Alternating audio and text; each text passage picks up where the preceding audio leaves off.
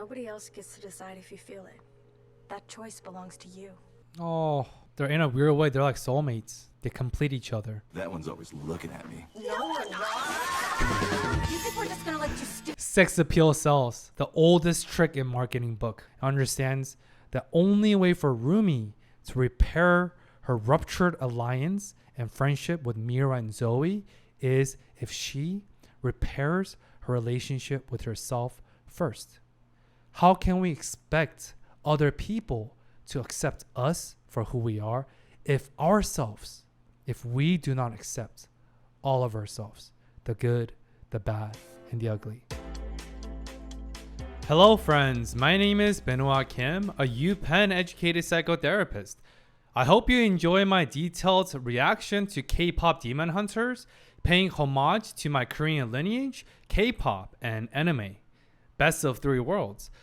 The movie provides a vibrant, supernatural framing for deeply human and psychological themes: identity, shame, trauma, and the power of acceptance. Athatination Zero is the sponsored tier for today's video. I appreciate support and shout out to the best patron family. Sit back and I hope you enjoy. All right, let's get this started.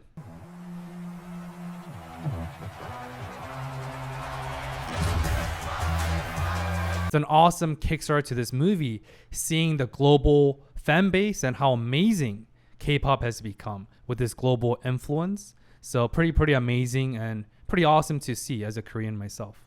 So let's see what sort of a concert we're kicking off with. Very hype. Is this Blackpink or BTS? We'll know you as pop stars, but you will be much more than that. You will be hunters. Very flashy beginning. I'm very curious to see how they're going to combine K-pop, such a modern global phenomenon, with demon hunting and demons. Such an interesting mash with K-pop, pop culture, and anime. Very interesting. Demons have always haunted our world, stealing our souls and channeling. Oh, sounds like the demons in this world are soul-sucking creatures. Arose to defend us, born with voices that could drive back the darkness, singing songs of courage and hope. Wow. Look at this sick animation style. Our music ignites the soul and brings people together. With this connection, the first hunters created a shield to protect our world, the Honmun. A quick pause. So as a Korean myself, just a few highlights. The outfit, this traditional Korean outfits that these hunters are wearing in the intro so far is called hanbok. Hanbok definition right here. Hanbok, Han means Korean, bok means clothing or outfit. So hanbok literally translates to traditional Korean outfit. You can see that for Korean weddings, traditional rituals, or anything in between. And sounds like the specific type of hanbok that these hunters were wearing are some sort of a era of a dynasty of the past. And if you didn't know, right now Korea is predominantly a Protestant/Catholic or Christian nation. But in the past, that has not always been the case. And if anything, Korea, historically and traditionally speaking, has been very conservative and superstitious. They believe in many different gods in the past, similar to Japanese culture, even in the modern context. So the hanbok that these hunters were wearing were actually closer to the shaman outfit in the past. Do you see those tools or weaponry they use? I don't know what they're called. They did that to air quote summon spirits, speak with the deities or gods of the weather. People used to go to shaman to pray for a harvesting season, agriculture, and anything in between. But here seems like this traditional outfit of hanbok and these traditional weapons in the past are used as an avenue and literal tool to take down demons versus more traditional shamanic traditions in the past. So it's interesting that Korean cultural outfit is also becoming a part of manifestation as a supernatural framework and plot. But I love hanbok and all ethnic outfits, whether it's Japanese or Korean. Every generation, a new trio. Sounds like every generation there's a trio of 3 predestined chosen demon hunters. So strong it is impenetrable. that will keep demons and Kima Oh.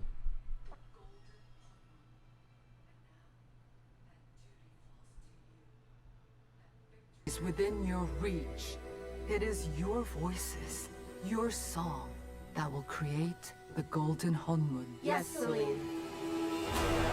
Wow. So I think I can already foresee one of the key themes of this movie is for these three new K-pop demon hunters to navigate and find this harmonious balance between what works for them based on their own unique circumstances and upbringing and who they are and who they strive to become versus tradition of the past, either from Celine or their previous generation. Their K-pop band is called Hunter. Mira's my favorite. She's the visual and lead dancer of Huntrix. Nobody can move Huntrix. like Mira. Apparently, she was a black sheep of her family. I don't know why, because she's so cool. Who else can the Met Gala? Yeah. She's the best. She's a rapper and lyricist. She grew up in America, somewhere called Burbank, USA. She's the Burbank. cutest Burbank is pretty close from where I live in LA. She's pop star royalty. Her mom was a Sunlight sister, but passed away when she was an infant. But Celine raised her and built Huntrix around her. Rumi's voice is just incredible.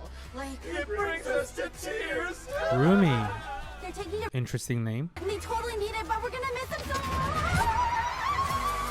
So quick note, if you're new to my channel, welcome. I am known as the king of overthinking and overanalysis. And if you're old, I appreciate your support as always.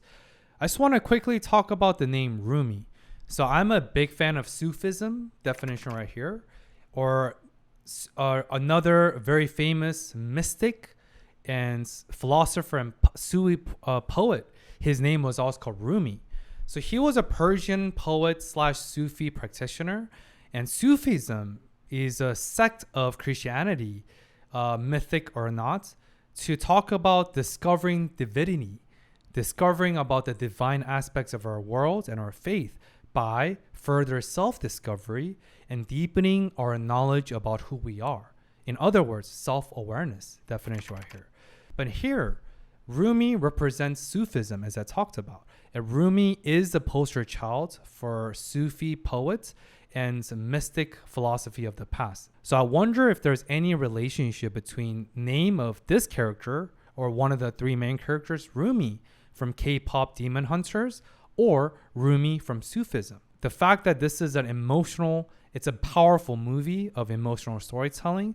I do think that the aspect of self-discovery, definition right here, and self-awareness is going to be two major key themes as we see either in Rumi's unfolding of who she is, her background, and whatever that's about to happen, since I don't even know who Rumi is. Just from the fact that she is one of the main characters from this K-pop band, Hunter X.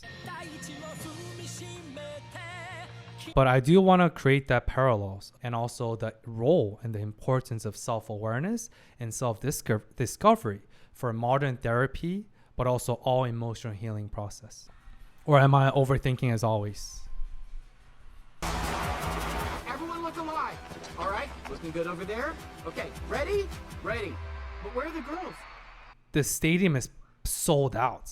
Okay, this is our biggest show yet, The most songs. The most moves. which means the most. Which one is Rumi? Yes. Yeah, I need like 10,000 calories to get through the choreo. 1,000%. A gajillion%. Korean pansik. So what we're seeing is Kpop, which is Korean sushi, but it's not the quite translation, but there's like sashimi, Japanese sushi, but there's also Kpop, definition right here, which is a rolled rice seaweed, sushi-ish, but for Korean style, it's called Kpop. But all the food we're showcasing here is called pansik, definition right here. Pansik is like fried food. It's like appetizers or tapas, non-main entree food and snackable and shareable dishes. We call that pansik. So pansik is very common for busy K-pop groups or entertainers in Korea to eat in between their tours, between their events, because they have to eat on the go because of how jam-packed their schedules are. So it's very realistic portrayal of how busy these superstars are, Because behind the glamour, there comes tremendous, unspeakable sacrifices. And I strongly encourage whoever is interested to look up any plethora of K-pop rising documentaries, seeing the brutal and almost inhumanely and rigorous training culture for anyone who wants to make out as a K-pop person. It's usually 6 to 10 years of being nameless, working and practicing 12 to 16 hours every single day for 6 to 10 years on average before making it as a K-pop idol or K-pop person. And so I just want to kind of talk about the dark side and the hidden cost to stardom and being known as a superstar K-pop artist in Korea. Comes tremendous, unspeakable sacrifices.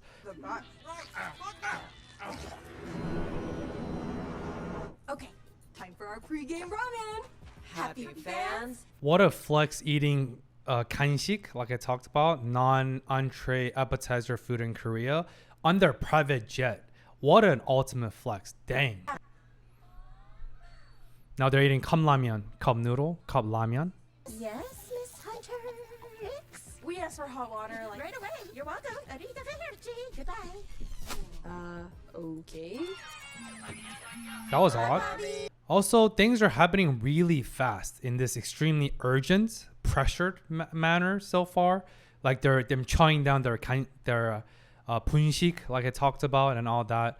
And also, it's very odd and suspicious the type of response that one of the flight attendants showed them when the K-pop group Hunter X was asking for hot water. It's very odd. So I'm not sure if that was foreshadowing of what's to come. But one thing I do want to zoom in on is this concept about acquired narcissism. Definition right here. So we all know about narcissistic disorder, narcissist. But as a psychotherapist myself, as a trained, accredited clinician, I do want to say it takes at least 6 months clinically for us to provide any official diagnosis of narcissistic personality disorder, or known as NPD, clinically. So just because someone, your boyfriends, or that boy or girl leaves you on red and not responds to you within 24 hours does not mean they're automatically narcissist. Of course not. With that out of the way, the concept acquired narcissism is very common in entertainment industry. Either you're actors and actresses or a very famous celebrity K-pop star. You're surrounded by people, men and women, who says yes. Anything and everything that they need under the superstar celebrity status. You are inevitably surrounded by yes men and yes women. And that phenomena, everyone saying yes to you, if you iterate that and compound that over time, people and celebrities inevitably over time become acquired narcissists. They become very self-centered. Their worldview and their outlook in life becomes very skewed and distorted based on their self-inflated grandiosity and self-inflated importance. Why? Because in their realities, everyone moves around them. Everyone says yes. So I wonder if that's the reason why that flight attendant showed a very weird, suspicious, oh yes, of course, like bowing head, or is this some sort of a secret plot that's brewing underneath? But I do want to talk about acquired narcissism because it's so pervasive, either in the world of K-pop or just entertainment overall. About to eat our pre-show ramen. Pre-show? What about the show? Pre-show ramen. What about show? Oh, that's so sweet. Yo, I just got this. Give me that. Why are you so late? Late? 50,000 fans are waiting for you. They make cute signs and everything. How can you be late? I didn't even get to finish my ramyeon. Why do they always interrupt our snacking? Excuse me. Please take your seat. Yeah, we don't have time. You're a demon, right? Oh, what do you mean? You're smiling all weird, watering plants with coffee, and those guys? Come on. There are demons in disguise. Patterns. Oh, these? I knew it was sus. I knew they were acting all weird. We're in a hurry. Oh, you got the patterns. Now you gotta die. The only ones dying tonight are your. Very ladylike. only ones dying tonight are your I'm sorry. What? fans. Even the demons, their facial expressions and the demonic arts we're seeing are based on ancient demonic slash shamanic portraying Korea. So these are unique to Korean demons in the past. And you can see a lot of these demonic masks if you visit Korea and a lot of the temples and shrines in the past. So even the demons, their arts and their selection styles were very congruent and authentic to Korean tradition, which is awesome to see. Since I think a lot of times when we think about anime and popular anime, we think about Japanese anime because they're so far in advance than any other countries. So it's very, very cool for me as an anime lover, but also Korean heritage person, to seeing this perfect mashup between Korean anime style and Korean tradition of the past, even through this display and utilizations of demonic art. Very, very awesome to see. We're gonna eat your fans! No, thank you. They're so chill about it. When you mess with our fans, We need to make it hurt. Oh, their superpower activation, their vocal. Wow. They're rhythmic. Also, how confident are they to literally eat their cup noodle, and they're snacking in between the fight scenes? Not only they're not sweating, they're snacking in between the fights. First of all, that level of disrespect is amazing. Such audacity to disrespect your opponents of demons by snacking in between. Bro, I would just pack and go home at this point. Second, they knew immediately that they've been infiltrated by demons. And it speaks to what I said earlier, that flight attendant was being suspiciously compliant, not because of the acquired narcissism concept, but rather they were being suspicious. They were not able to embody this congruence, this congruent behaviors. We call that emotional congruence, definition right here. When our emotions and our behaviors are either aligned or misaligned because of the level of emotional congruences or incongruences that we have. The more aligned we are with our values, our sense of self-awareness, and so on, the more congruent our behaviors become alongside with our emotions. But in this case, the demons had extreme incongruences. Their behaviors did not match up with the social cues and cultural understanding because they did not have in-depth understanding about human behaviors. And what is the exact nature of their superpower? Just anything through sounds? Bam. Ooh. Ooh. Typical drop. I love the music setup for the K-pop. Were those ramen product placements? Or was it Rumi's ramen brands? It's their own brands, or what's going on?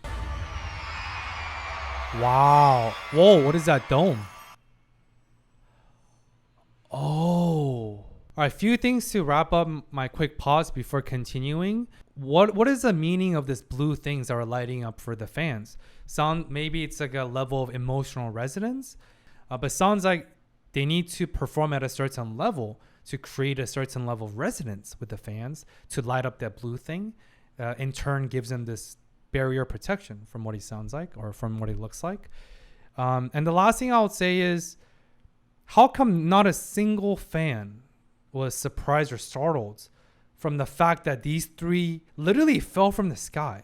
They literally just appeared out of thin air and dropped onto the stadium after kicking those three demons into the crowd. And people are like, oh, awesome costume, and took a selfie. Hilarious. Is this a common thing that this K-pop group does? Is Hunter X known for having this magical, seemingly fantasy-like appearance to their concerts?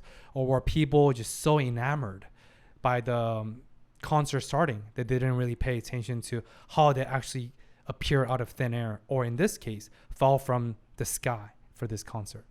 Or am I overthinking as always? What a start. What a start. Let's see what these demons are scheming. Same. That's the same Korean traditional demonic arts. Also, I apologize for my raspy voice. Been feeling a little bit under the weather. Here we go. Let me guess. They got away again. The hunters, they're too strong. I understand. You do? I understand. You are weak. Pathetic. Useless. All of you. Is that the Demon King? Once the hunters turn the homeland gold, it's over for us. I didn't know demons could cry. Could have such kawaii eyes. But then some hunters sang some songs. Now all he does. This demon's also wearing traditional hanbok Korean outfits. Like with that hat, the strings. And we'll heal it, the fire go Ooh. out. Is The Demon King could sing. now dying king with the crumbling crown. We'll heal it, the fire go out. I let you keep that voice, Chino. Quick pause. With the power of caffeine, I just make some prediction.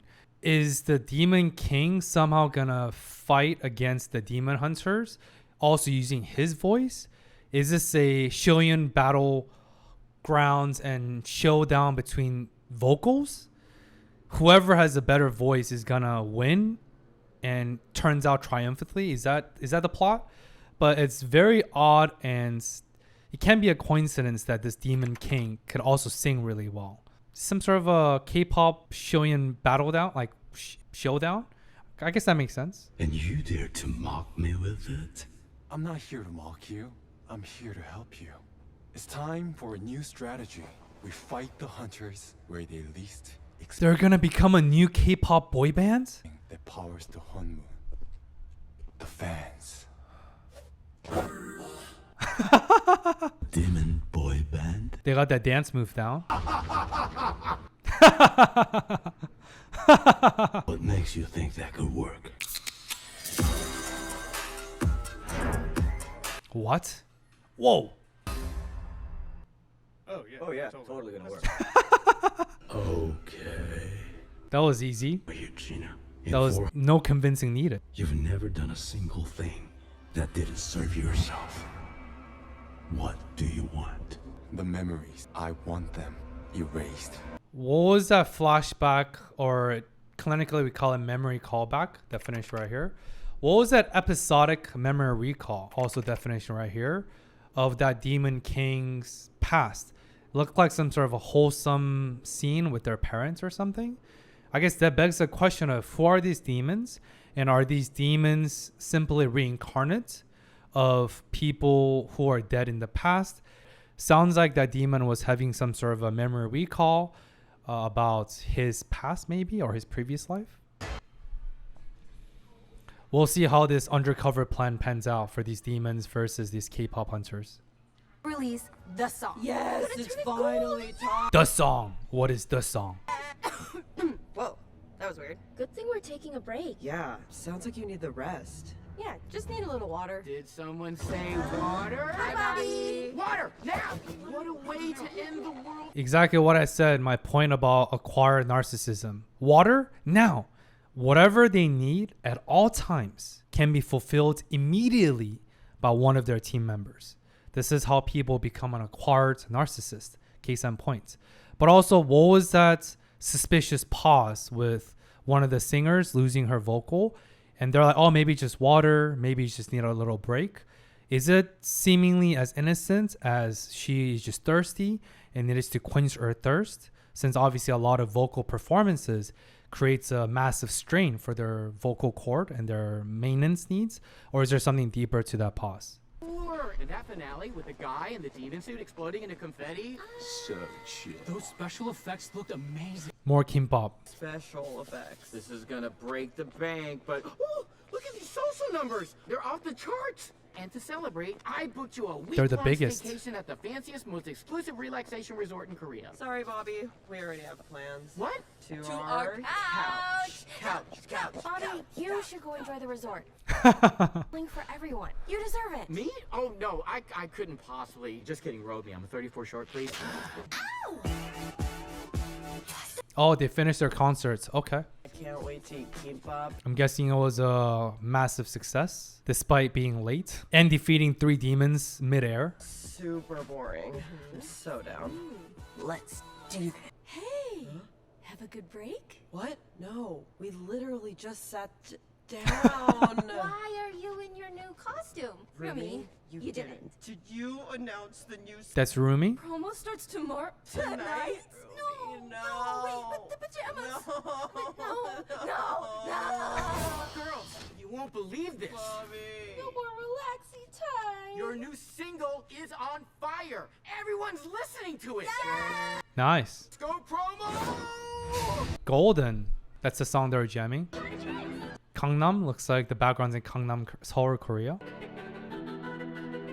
I just want to reiterate the hidden cost and invisible sacrifices by these superstars. Remember, they just said no to their, I guess, managers, Bobby's request and scheduling because they scheduled 2 weeks of vacations just for them to sit down and be revealed by Rumi, one of the singers, that they have promotion plan because the single is doing really well and so on. So there goes their 2 weeks vacation plan and they're immediately back to promotional work. Again, to perform worldwide for however amount of days out of the year, what we don't see is all the preparation, all the diligence, all the foundational work, business, promo, interviews, songwriting, choreographic dancing, and so on. We only see the tip of an iceberg, but beneath the tip is an entire iceberg of preparations and hard work and literal sweat, tears, and blood often. So another shout out to all the K-pop artists, including these three, that they truly are successful because of their tremendous sacrifice and their conviction and commitments with their crafts. Beautiful to see. But also I hope they strike their work-life balance that works for them.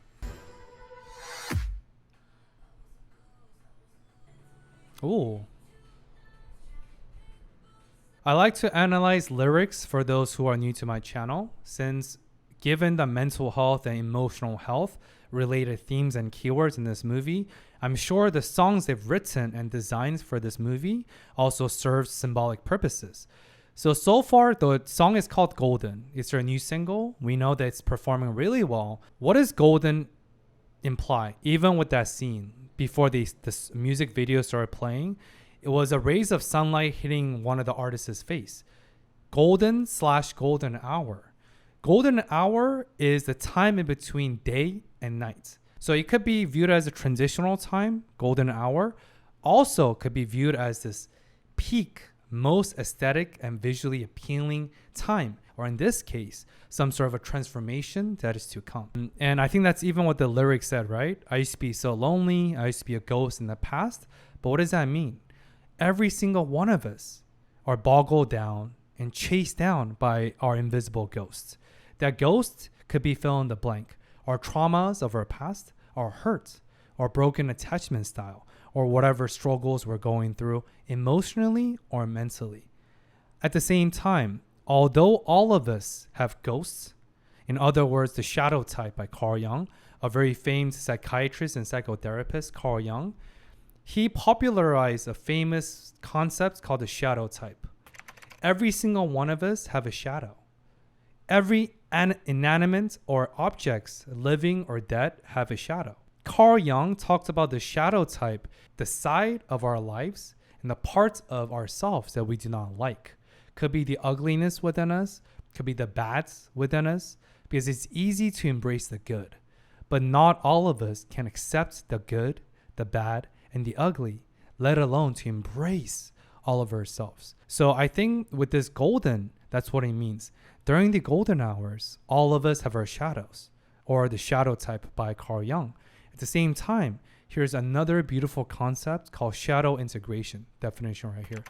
Integrating all of ourselves, including the shadow parts, to become the best versions of ourselves we aspire to be. So I think that's part of the theme and the emotional through line for this song Golden. Very uplifting. These songs are fire. It's also a trip for me as a Korean who actually listens to actual Korean K-pop, listening these K-pop songs and rhythm and songwriting, but it's in English. If I close my eyes and I'm choosing to tune out from lyrics and not paying attention to the lyrics whatsoever, it literally sounds like I'm listening to Korean K-pop. But obviously, once I zoom in, it's English lyrics with sprinkles of Korean lyrics here and there. But it's very trippy It's literally K-pop, but in English. Wow.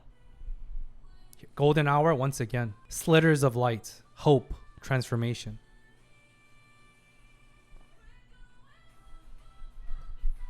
See, eventually we go up.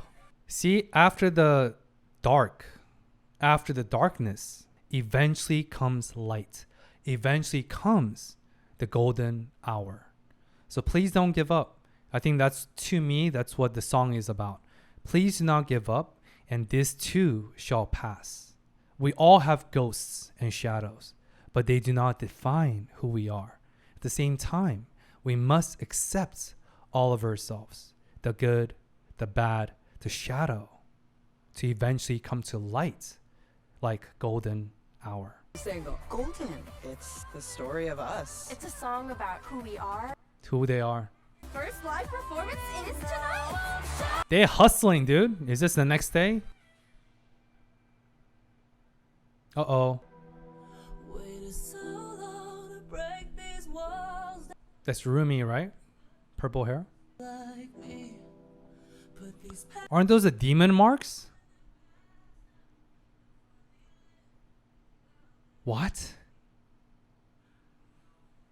Is Rumi a mixed demon blood? What?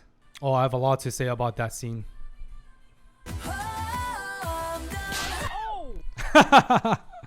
Damn, Bobby. Oh. Huh? Oh. You okay? Oh. Yeah, I'm fine. Rumi's losing her voice. Rumi, Uh-oh. are you okay? Do you need some water? I just need 5. I'm gonna take 5. Uh-oh. Okay, I Oh. can handle this. I'm not having... Yeah, that's not sus at all. Realize there's not 10,000 fans at the door screaming and sounding really scary. Mayday! There's 10,000 fans at the door screaming. It sounded really scary. They're massively popular. Uh-oh, Rumi, what's going on? I knew something was gonna happen. This movie has been too suspiciously cheerful. My voice? No. She's losing her voice.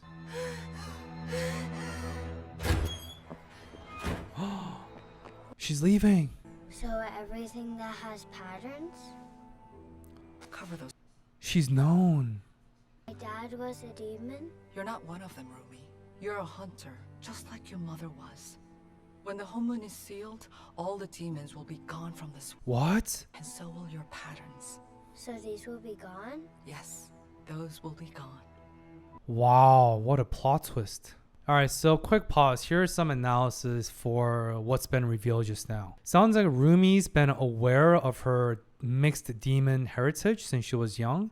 Sounds like her father was a demon and her dead mother was a demon hunter. Celine, who raised Rumi, was telling her that, hey, it's fine. When demons are eradicated, your marks will go away.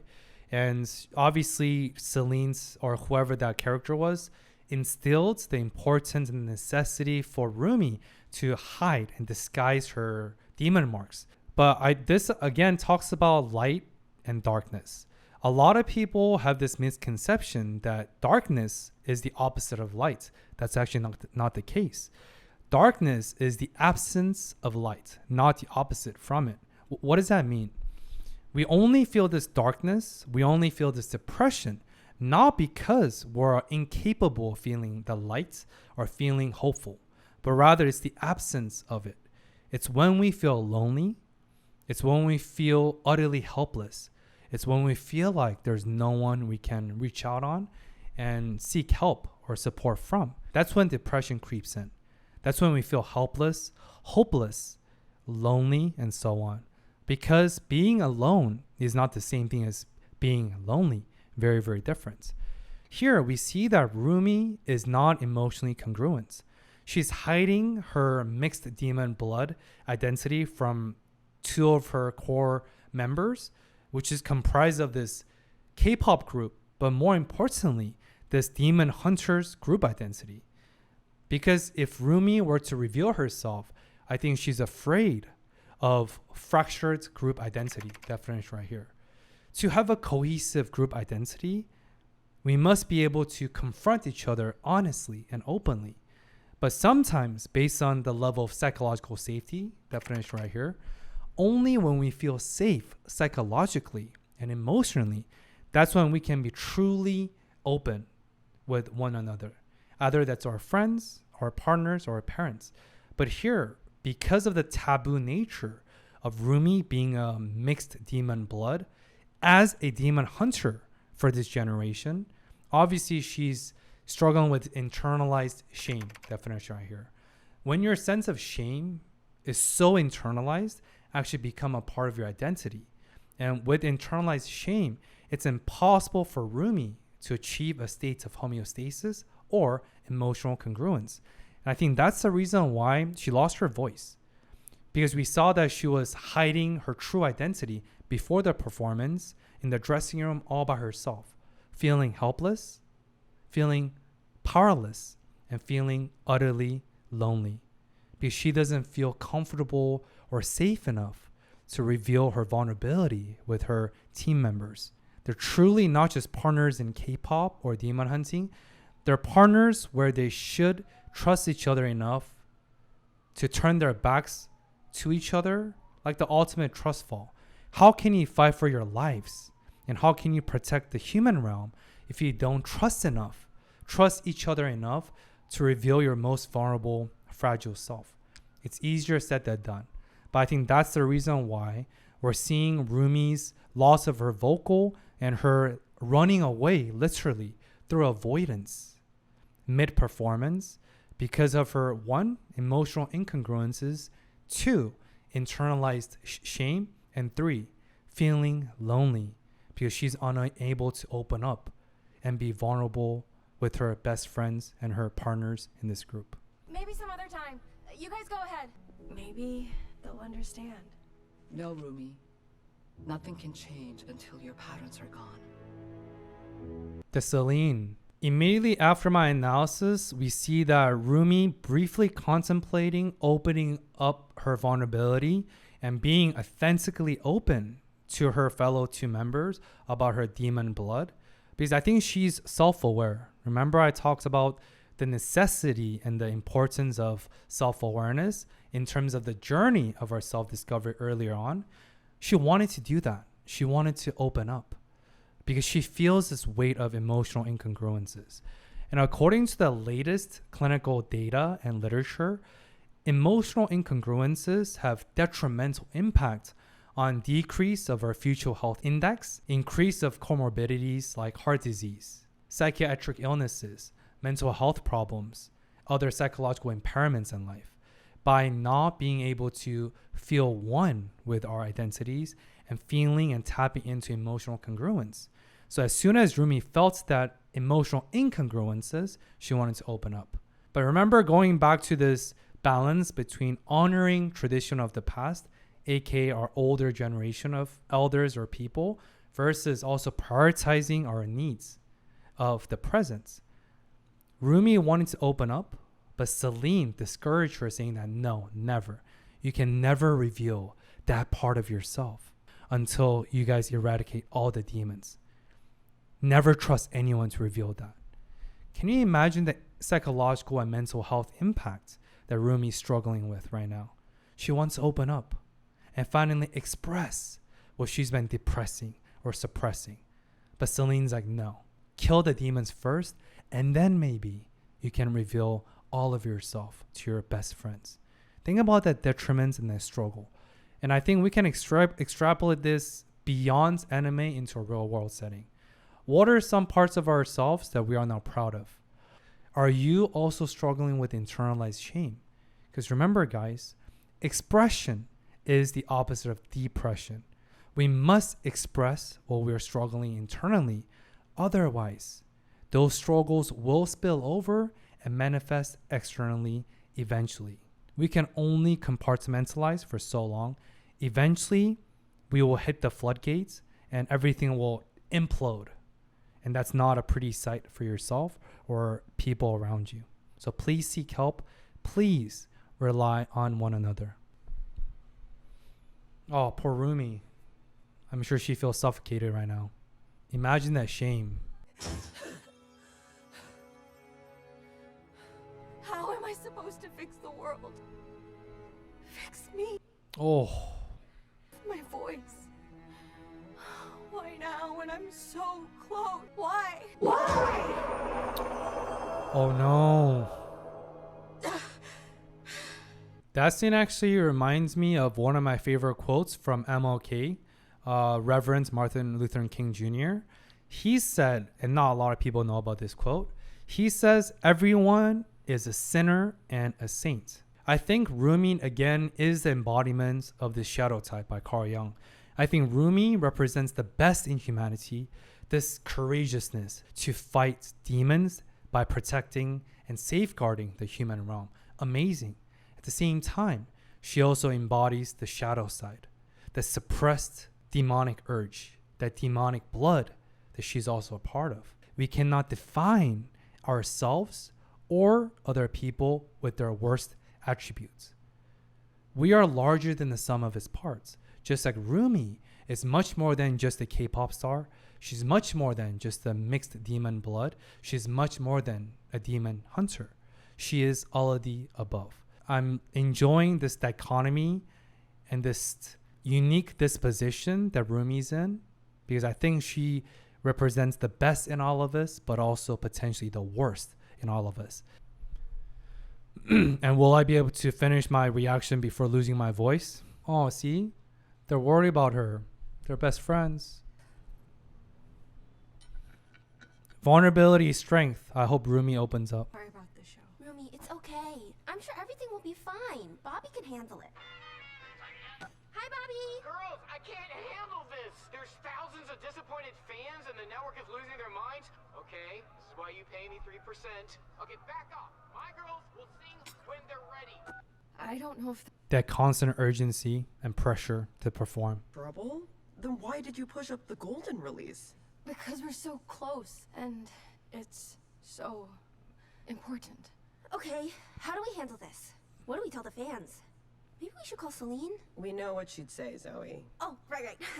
We are hunters. Voices strong. Your faults and fears must never be seen. Whoa, you sound exactly like her. Yeah, that's exactly how she says it. No, but that's what Yeah, we no, gotta for do. sure. We We gotta have to hide hide it. it. We gotta hide it and fix it. Right here, I think Celine going on the continuation, which represents generational gap between our parents and our grandparents' era versus now. It's the idea of toxic positivity, definition right here. Who here can relate? Anytime we're going through struggles, again, either mentally, psychologically, or in terms of life, who here can relate that whenever we're going to struggle, and maybe we've gone to our parents, our teachers even, or authoritative figures, and what do they say? Oh, don't worry about it. Just sleep it off. Just don't think about it. You'll be fine. You always are fine. So therefore, you'll be fine, right? The everything's okay mindset. This denial of our valid existence and our valid reality. This toxic positivity where everything's positive, just don't think about it approach. Here's the news. It does not work. If toxic positivity, by incessantly denying our reality and our valid truth, if that worked, I'll be out of a job. Spare change, ma'am. There will be no profession for psychotherapy, clinical psychologists, and anything in between. Just don't think about it. What's the big deal? It doesn't work. Because remember, whatever we do not express, whatever we do not accept, entirely so, the good, the bad, and the ugly, they will eventually spill over and impact all aspects of our life. So that's what Celine represents, an old school way of thinking and doing. Just fix it. Just work harder, do more. Just don't think about it. This toxic positivity. That is not to say that they do not mean well. Of course, Celine and our older parents and our older generation, of course they care. It's well intended. But it's always this timeless battle and contention between impact and intention. What is our intention? But more importantly, what is the impact of our intention? Because we can mean the best things ever. If the other person does not receive it as such, it's fruitless. It's futile effort. We just wasted our good intention because it mislanded, right? And that, I think that's what they were saying. What's the point of calling Celine? Because Celine's gonna just hit Rumi with that toxic positivity, right? So I'm very curious to see what other help avenue that Rumi can rely on, and whether in the scenes to follow, Rumi finally decides to be vulnerable and be honest by opening up truthfully to her battle buddies and best friends. Honey, why don't we take a break? We'll skip the Idol Awards this year, and no way. It's our most important show. It's when we strengthen the Honmun for the entire year. We can't skip it. We just can't. Not when I'm so close. That incessant, timeless, and endless pressure between performance and self-care, work-life balance, right? But for them, it's even trickier because they're not just an K-pop idol group. They're also demon hunters. And sounds like there is a big relationship between the audience and the size of their performance and the strengthening of this barrier that separates them from the demon realm. So it's not just for monetary sake. It's actually to protect the human realm. Can you imagine that level of pressure and urgency you're always under? It's like what actual K-pop stars and mega stars and superstars are feeling. But on top of that, there's additional supernatural, this protectors of earth, human realm pressure in addition. So it's like double the pressure. I can't even imagine their constant need to neglect their own self-care for the sake of humanity. Very utilitarianism. We can get through anything together. Okay, we have 2 weeks to fix Rumi's voice. Any ideas? I do have one idea. He's got this special tonic. Apparently, it can heal anything from sore throats to relationship problems. Shh, quietly, Zoe. Why are there so many people today? Oh, it's down that alleyway. Free concert. It's at noon. Who are the Saja boys? Yep, about Haniwon, it's like acupuncture. Earthy and herby. Smells legit to me. Yay! That's the spirit! Kata. hurry before. So it sounds like the members, they're trying to bring Rumi to all these treatment modalities, trying to help her to get her voice back. Also, I don't know how many people can relate. This is very random, but power of caffeine. One thing that Koreans are very big on is eating raw eggs. I know, it's kind of yucky, but my mom would literally used to force feed me and my sister raw eggs because they were good for vocal cords. Obviously, I never became a singer, but I wonder if that's going to be one of the treatments or one of the fixes they're going to go after. But has anyone, if you're Korean, can you relate? Or if you're Eastern Asian, did your parents ever tell you the benefits about eating raw eggs for your vocal cord benefits? Or is it just my mom? But yeah, very curious to see that even for her best friends, again, they mean well. But rather than validating her concerns, letting Rumi vent, just holding space versus trying to be a mechanic and fixer of her problem. One thing that me and my wife always argued in the beginning of our marriage is she's like, hey, Benoit, I don't want you to offer solutions. I don't want you to fix my problem. You're not a fixer. You're not a mechanic of our marriages. I just want you to hold space and comfort me and listen me out. Just hear me through. I wonder how much more validated and better Rumi would have felt if her 2 best friends and group members for this K-pop group simply lended her some ear, simply held space, simply supported her and acknowledged her struggle versus offering all these fixes. Again, they meant well, but it's also very invalidating for many. Rubinim. Sit. You need no introduction. So, Korea and Japan and China, those are the 3 Eastern countries I know really well, is a very socially hierarchical culture. So it is imperative for any younger generation people to bow when they meet older people, especially like an authoritative figure like a Hanisa, which is a doctor in acupuncture medicine, loosely translated in English. That's why they are bowing in the beginning. Also, when you shake an elder's hands, you use 2 hands. When you're drinking in front of them, you turn your head and then drink versus drinking in front of them as a sign of courtesy and a sign of respect. a problem with your voice. Yes, so we need one of your awesome tonics. Something that will work super fast. Okay, let me see. In order to heal a part, we must understand the whole. The whole mind, body, spirit. I see. No? What is this Korean accent? I'm just trying to stay focused. Focus is good. But focusing on one part leads to ignoring other parts, making you separated, isolated. Ooh, emotionally closed off? Yes, yes! She's also a workaholic, doesn't know how to relax. I know how to relax. I bet she refuses to go to the bathhouse with you. Oh my gosh, yes! How did you even... Dude, we've been trying to take her to the bathhouse Forever. How is this helpful? It's helping me a lot. Wow, I can't believe you got all that. Group therapy session. Not for Rumi, but for everyone else. Wait, why are you looking at me? Eagerness to please. Maybe a little too eager. What? I'm not like that. You guys would tell me if I was really like that, right? Yeah, that's right. Okay, how does this help me get my voice back? As I said, to treat the part, we must understand the whole. That's great and all, but I thought we were here just for your tonics. Just give us the voice juice. I know just the tonics you need. Aside from that very comedic and humorous scene, a couple comments. So first of all, I think their desire to get that simple fix, this tonic that fixes their voices, even though low key I kind of need that tonic because I'm actively losing my voice right now. It's I think it's a representations of the perils of the Western medicine. Emergency medicine is great. Pharmaceutical approach is great. There's a time and place for that.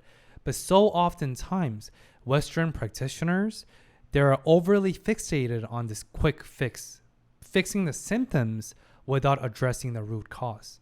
Because a lot of times, whether it's our psychiatric symptoms, psychological symptoms, or physical symptoms even, it's usually a byproduct of something deeper. Don't just look at the one thing. Look at the whole picture. Although in a comedic sense, it is true. Look at the whole picture. And another deep thing that he said is when we are overly fixated on one thing in our lives, we inevitably miss out on other things. This is a reason why therapy or working with an accredited professional is very helpful, because we inherently cannot work on our blind spots. That's what blind spots are. Our perception of ourselves is often distorted based on our feelings, our biases, and our upbringing. So that's why it's very helpful to be working with an unbiased witness, an accredited, objective third party that can provide impartial feedback and thoughts that challenge our thoughts and that allows us in deepening our self-discovery process.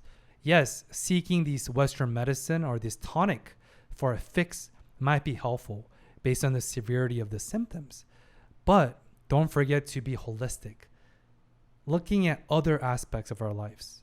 There's so many variables and there's so many clinical data we must examine to provide the most comprehensive and effective treatments versus only looking at one thing, which is the tonic water that they're seeking. Us? They're a big fan. Tonics are ready! We got the tonics! Woo! We got the tonics! Yay! Once your voice is Is this also weird product placements? fans! Fans! Yeah, look, them players here! I can't believe it was already... Oh yeah, they have to be undercover because they're massively famous. Oh, yeah.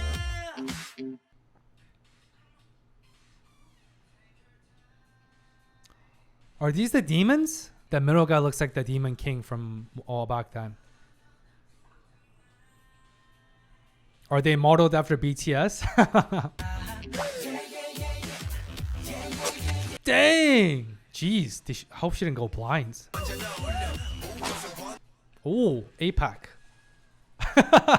I'm guessing even mega superstars like themselves are not immune to the charm of K-pop boy group.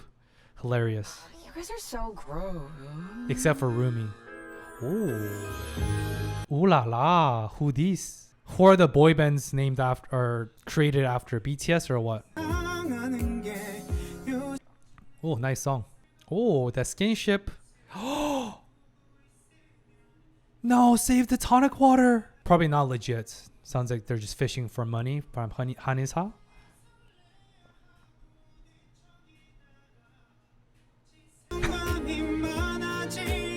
No, all this tonic water.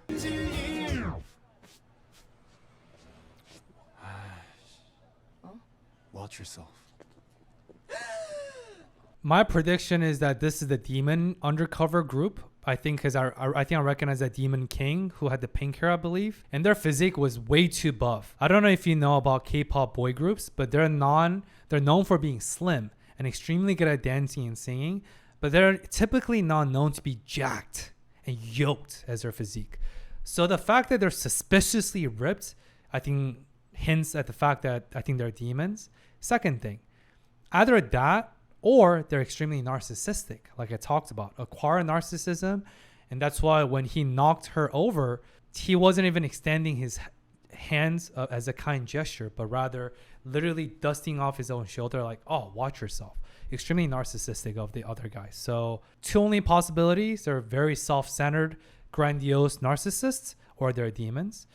And one last thing I would say in terms of the field of cognitive science, definition right here, not to get too nerdy, do we see that these K-pop hunters, their reflexes and their physical paralysis allow them to land from a crashing airplane to their stadium seamlessly, to now with this simple encounter, she fell on the floor and dropped all her tonic waters. It doesn't match up. She should have been able to land on her feet and catch all those tonic waters within that box. Wow. Of course, it would have been suspicious, but you get my point? It's the idea that when we are overly enamored, our brains takes over with the release of serotonin and these brain chemicals, like I said. That's what falling in love is, neurochemically. That's what being enamored is, right? We don't see everything else. Everything else melts away, and we're just enamored by that person. That's what Rumi just went through. That's why her body was not working and she fell on the floor, right? Until her senses kicked in after she's like, oh, watch yourself. So it talks about the power of our brain chemistries. And even as trained and superhuman Rumi is, when she was enamored by this other mysterious character, she was equally helpless as if she was an ordinary person. But of course, she's not ordinary. Or am I nerding out too much? Look at this mess. Yeah, they're not even that cute. They're so. No, they're. I'm gonna throw up. They went from hearts coming out of their eyes to like, oh, gross. But they're still low-key intrigued. See? They're invested. They're very invested. They're like, we need to know. Who are these self-centered boys? Yeah, that pink smoke isn't suspicious at all. Don't want you, need you, yeah, I need. Let me shake my head for my K-pop hair.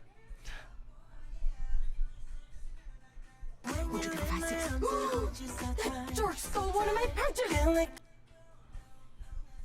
Another banger. The song's named after the sound you make when you're popping a soda. Soda pop.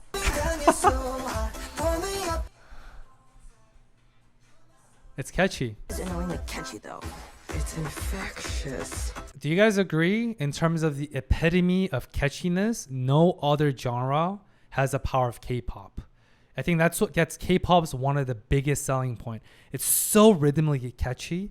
The groove, the setup, right? It's so beautifully and masterfully done that with most K-pop, within like 10 to 20 seconds, it's so catchy that you already have that rhythm that's living rent-free in your minds. So just like all the other K-pops, this song Soda Pop is also extremely popular. But do you guys agree with my statements? Is K-pop one of the best genres to ever master the art of catchiness? I'm not a music expert, just a K-pop enthusiast. Yeah, they're definitely not, demon markers. They're magicians. I mean demons. Obviously demons. They just magically summoned a massive soda pop underneath them as their platform, and no one's questioning a thing. Bro, is the audience in this movie blind or what? They were blind to the K-pop group Hunter X literally falling from the sky midair to now magically summoning the soda platform underneath their performance. What is going on? Am I being too strict and too realistic? Soda pop. Oh, cocky. Tonight on everyone's favorite variety show, Saja Boys Love You. Saja Boys? I was about to say 사자 means lion/tiger in Korean. 사자. I think it means lion specifically. 사자 boys. So lion boys. To be fair, that's also something a magician would do. Oh, those are demons. And we're let's get battle ready. They know that they just witnessed demons performing K-pop performances, but they keep looking for excuses. To be fair, that's what magicians would have done, even though they saw the demon markers on their bodies. That's the power of being enamored. I think in any other scenario, they would have fought. But again, this speaks to the successful tactic and tactical approach by that demon king by going undercover, going through the tactics of cultural subversion, definition right here, subverting or penetrating through a different culture through the means of pop culture or cultural means.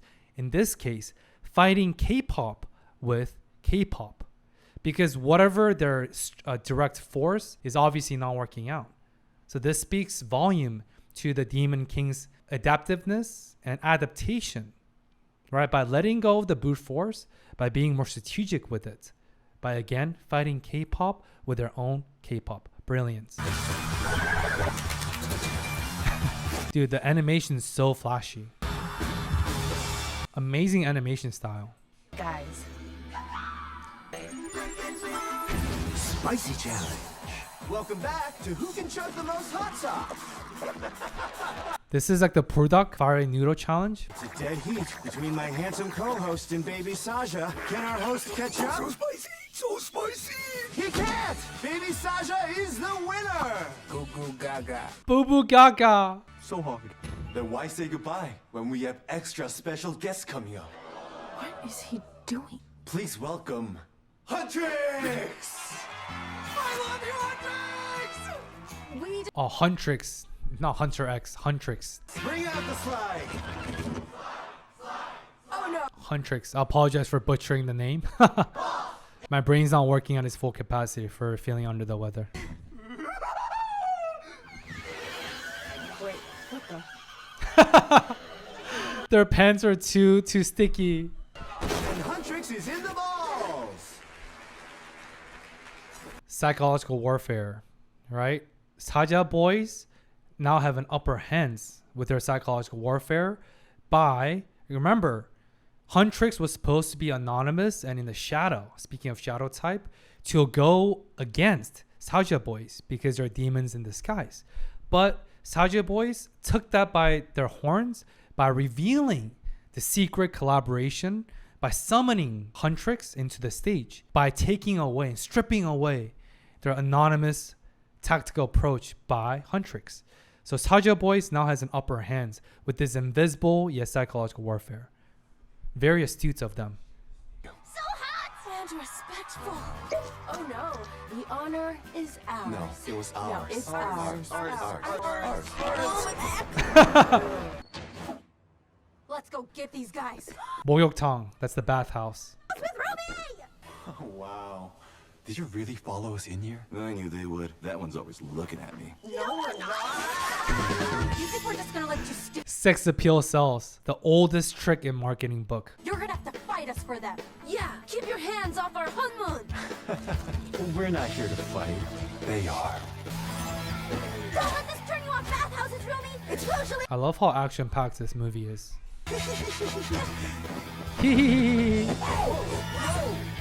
Why is Saja boys trying to be non-violent themselves? Whoa, mind the face! I needed to steal your fans.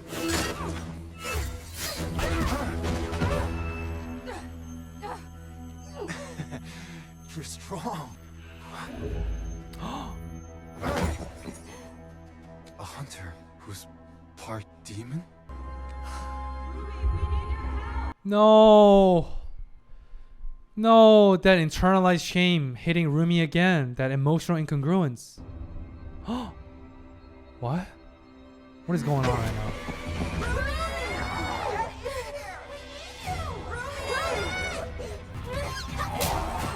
Whoa. I guess they don't have to fight using their voices or vocal superpower activation, sounds like. Hey, this is the men's bathhouse. Get out of here. Gross violation of privacy. That's numerous felonies right there. Uh-oh. Oh, they're soul-sucking entities. So many questions. First of all, why did this black-haired demon help Rumi cover up her demon marks? But yeah, why did he do that? Just like Rumi is a demon hunter, but also has mixed demon blood, is this black-haired demon the same thing, just like her, but reverse? He's of a demon descendants, but he actually has empathy and a human heart or human emotions. I'm very curious what the backstories there is. Who's part demon? Oh. What just happens? So demons steal souls from their performances? Soda pop. That's catchy. Surprisingly, your plan is working. I know, and that soul is just a starter. One of the hunters bears my mark, but I have no control over her. What? This means she has shame. I'll find out what it is, and we can use it to destroy her and the hunters for good. So I stand corrected. Sounds like the Demon King himself is not part of the Saja Boys group, but rather Saja Boys is some sort of a demon general under the ruling of Demon King and doing his dirty work on his behalf. We now learn that Rumi is of a descendant from the Demon King. And sounds like the K-pop demon hunters, they use their music to summon souls, which in turn strengthen this dome, this barrier that protects them from the demon realm. Whereas the demons also use their soul-sucking techniques to weaken the barrier. But sounds like human souls are the ingredients for this dome that separates the human realm from the demon realm. How do we go from gold? Is this going to be a love story between Rumi and Chinu? I'll be dead. I'll be damned. Like this before. Krima must know we're so close to sealing it for good. So he sends a demon boy band? Well, it's working. Don't worry. I'm sure soda pop is just a fad. If you know anything about Korean K-pop industry, what they said is true. Remember I talked about it's extremely sacrificial. It's almost inhumanely hard, rigorous, and torturous to make it as a K-pop artist in Korea. And because of that, it's one of the most overly saturated fields. I know music industry already is in the US or otherwise, but especially in Korea, because it's a smaller country with a fraction of human population as the US compared to that in Korea. So think about the ratio and the competition. So a lot of K-pops, after 6 to 10 years of grueling, brutal training, right? So to truly maintain your status and to be popular over and over again, statistically is extremely, extremely unlikely. That's what they're sharing here. Who cares? By next week, there will be irrelevant. That's not the case for Saja Boys, again, because they're the antagonist. But for most K-pop groups, they will have 1 or 2 songs. But after that, people will forget and be replaced by countless other aspiring K-pop artists. I really strongly recommend you guys look up or watch some sort of documentaries about how grueling and how brutal the process is. Unbelievable competition. Oh. Oh.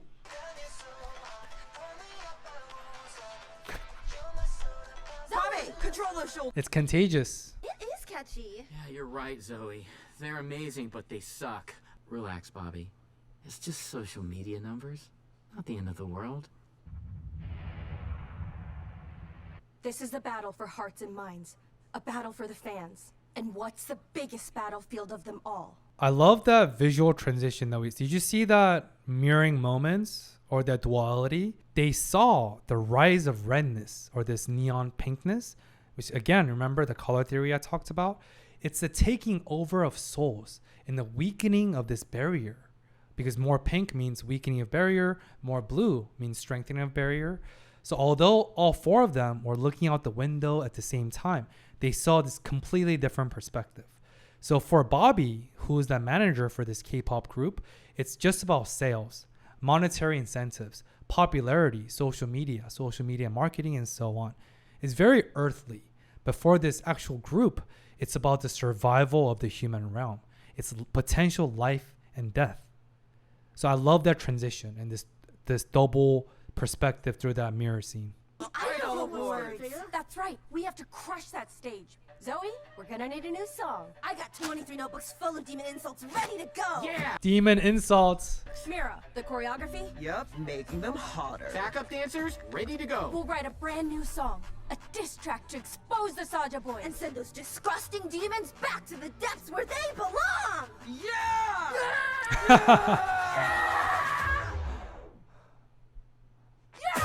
Is Rumi the oldest also in the group? Not sure about this whole demon thing. I mean, they seem like nice people, but loving the energy.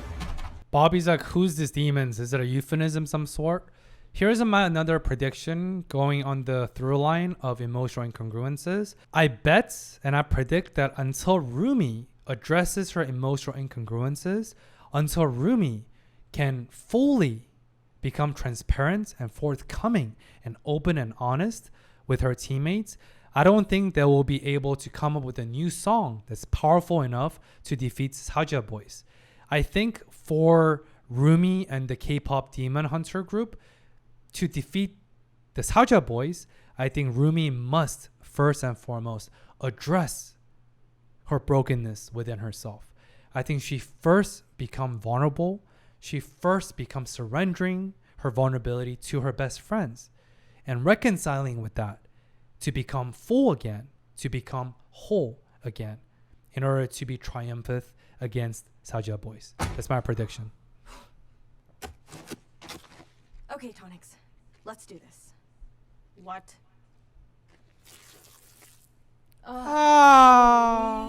Is that a bird wearing a tiny hat? What? Very demonic. Some sort of a spying bird. Oh, what the?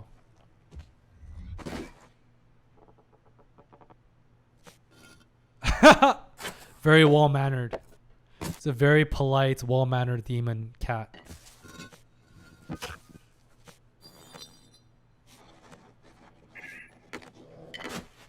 What is going on?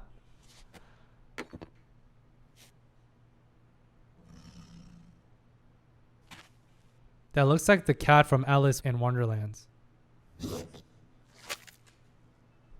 It's some sort of a messenger. Hello, friend. Anale?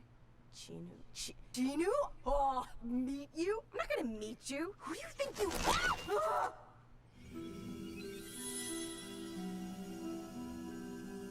are? That demon cat was still looking at that flower base. Cute cat. Meanwhile, my two cats are meowing outside the studio door. Is this a trap or a setup?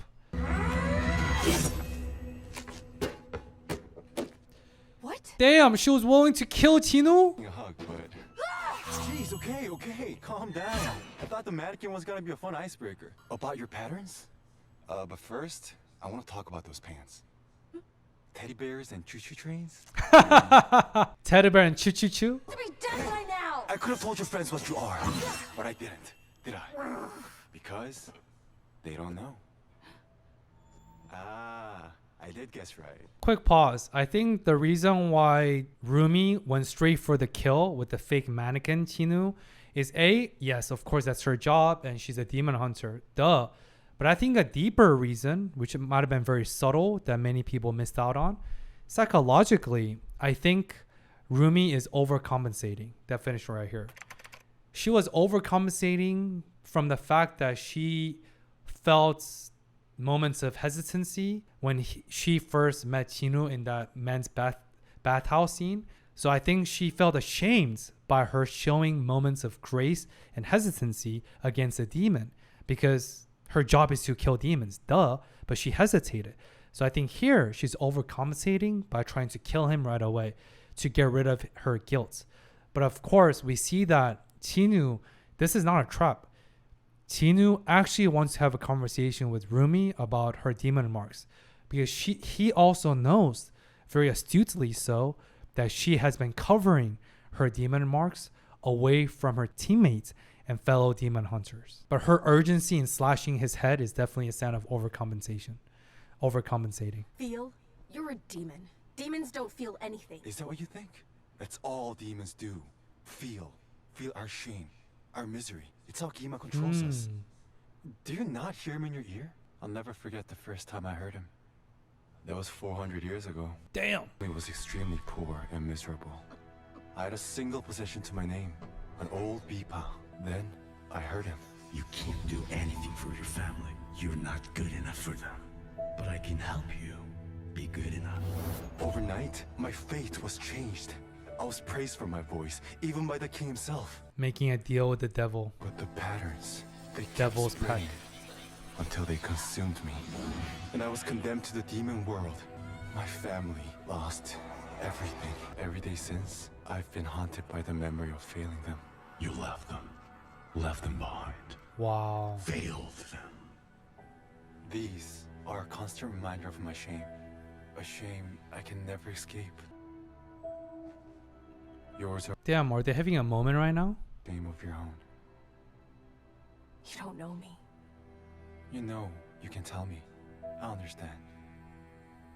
I'm the only one who can. I'm nothing like you. Oh. Niall, I get it. I was once there too. I'll be here when you're done pretending. Until next time. There won't be a next time! There's a lot of psychological concepts highlighted in that dialogue and scene. First of all, I think demons in this realm represents our inner demons. He talked about it beautifully, this incessant self-criticism and inner criticism. The shame, the guilt, the trauma, the shadow, the ghost of our past. I think demons in this world of K-pop Demon Hunter represents the inner demons all of us struggle with. No matter our socioeconomic statuses, whether we're rich, poor, Asian, Korean, white, American, Hispanic, no matter who we are, all of us deal with invisible struggle. All of us are dealing with our own inner demons. But at the same time, I love how humanizing and beautiful they portray these demons as. All of us humans are multifaceted and very complex. So that's why we can never judge a book by its cover. We can never say this is all or nothing, black and white. Truth is often in the middle. And that's why I really love how humanizing the writers portray the demons as. They're not just soul-sucking, eating, killer entities. Maybe most of them are just that. But maybe some of them, like Chinu, there's something more. Just like to Rumi, she's not just a simple demon hunter herself, but she's actually also a mixed demon blood. But no one knows that. She's not a demon. She's done nothing but deepening her mission by trying to save the world. So everyone's complex, either humans or demons. But I do love this deep psychological and mental health themes throughout this movie so far. And last thing I would say is I don't think Rumi really wanted to kill Chinu. I think all that's at the front. She's deeply, deeply struggling in her emotional incongruences and this duality of who am I? Am I a demon mixed blood? Am I Rumi? Am I one of the 3 demon hunters? Who am I? I think it's another question this movie is asking all of us to consider and ponder upon. Who are we? And which part of ourselves are we not proud of? And we need to do more to accept ourselves by being kind and being kinder to ourselves every single day. You know you'll never beat us. Your plan will never work. We're gonna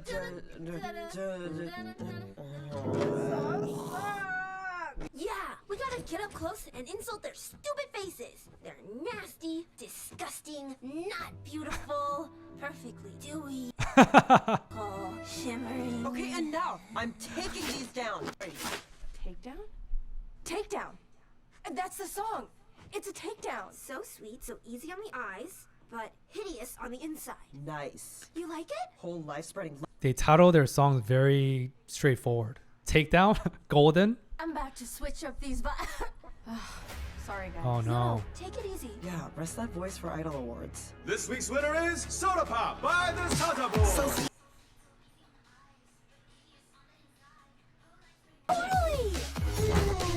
Are you a prisoner too? Is Kima making you do this? Nope. Mira. You okay? Yeah. Thanks for having my back. And this week's winner is Golden by Huntrix. So they're taking turns with their rewards or award ceremonies. Oh, is this a new song? and it ain't gonna stop. That's a cute demon cat. Demon with no feelings doesn't deserve to live. It's so obvious. I'ma gear up and take it down. Even in social media, do you see that? Even in their K-pop competition landscape, they're going back and forth. Soda Pop won an award, and then I guess Golden or Takedown won another award. They're taking over the billboards, but then another billboard gets taken over by Saja Boys. So again, all these back and forth is an indication of the actual battles that's happening between the hunters and demons. But of course, to the ordinary eyes, it's just K-pop battle. Such an unique and interesting plot. Bobby's just depressed because Everything is on. Saja Boys is on the meteoric rise. Do Huntrix! Yay! Happy fans, happy Hanun. Let's bring him in. Hey, single file, no pushing. And who should I make this out to? To our biggest fans. What? An honor. Table, now! Join signing. We lose half the fans? Half. Well, sit with us. What? Rumi, what are you doing? Genius. I am not sitting with no Saja boy.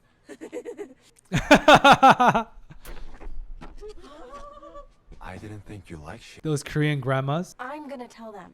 Eventually. Are you whispering? Your secret's safe with me. Rujin? Oh, so cute. Rumi Jinu? What the heck? I'm not gonna talk to someone who's helping Kima. I'm helping myself. Look, if I help him, he's promised to erase my memories. And those voices in my head will be gone. Pathetic. I'm pathetic? You can't even talk about your patterns. You always talk about my patterns. I hate them, just like I hate all demons. If hate could defeat Kima, I would have done it a long time ago. Excuse me, Mr. Jinu. I made this for you. Maybe listen to those voices instead of the ones in your head. Isn't he great? Woo! Jinu, everybody! Yeah, Jinu! Ooh, Chinu. Unfortunately, the Saja boys have to run. Thank you, everyone. Damn. Wonderful soul. Okay, so I mean, obviously, if you're new, you wouldn't know, but my background's actually as a forensic psychotherapist. So I work a lot with ASPD people, antisocial personality disorder, right here. Clinically, it's ASPD, but collectively, they're known as sociopath or sociopathic.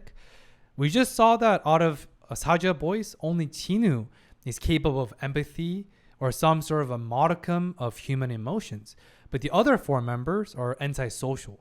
And antisocial clinically is not, anti-going out. It's not a colloquial term for being homebodied. Antisocial clinically is against established social norms. That's what antisocial is. And antisocial traits are displayed by sociopathic individuals or ASPD. We saw that other four Saja boys, they immediately threw away their flowers from their fans the moment they got to the backstage. Extremely antisocial, very lack of consideration. They just don't care. Makes sense, they're demons, so they're antisocial by default. But going back to this gray nature of this world and how everyone is multifaceted, even for demons, Chinu is more complex. He hesitated because of the fan work provided by that little girl, saying that you're such a wonderful angel soul. And he saw that and he hesitated. He didn't throw the flowers away, but he was in deep contemplation. And even in the earlier, before they announced they have to go by going to the backstage, I think that no card, this fan card or fan art, really touched Chinu. But obviously, it sounds like him and all the Saja demons are being monitored by the demon lord underneath in their demon realm. So that's why I don't think he can let his heart show, and he cannot display these wholesome human emotions as a demon because he is being monitored by the demon lord. I think that's the reason why he excused himself and everyone else. But I just want to kind of zoom in on the stark contrast of antisocial behaviors by the other four members of Saja Boys and also Chinu. Similar to Rumi, this very more complicated, more nuanced.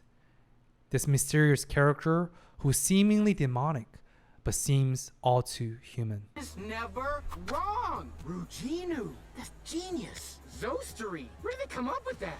Miroma? They're combining the names of these two groups. Together.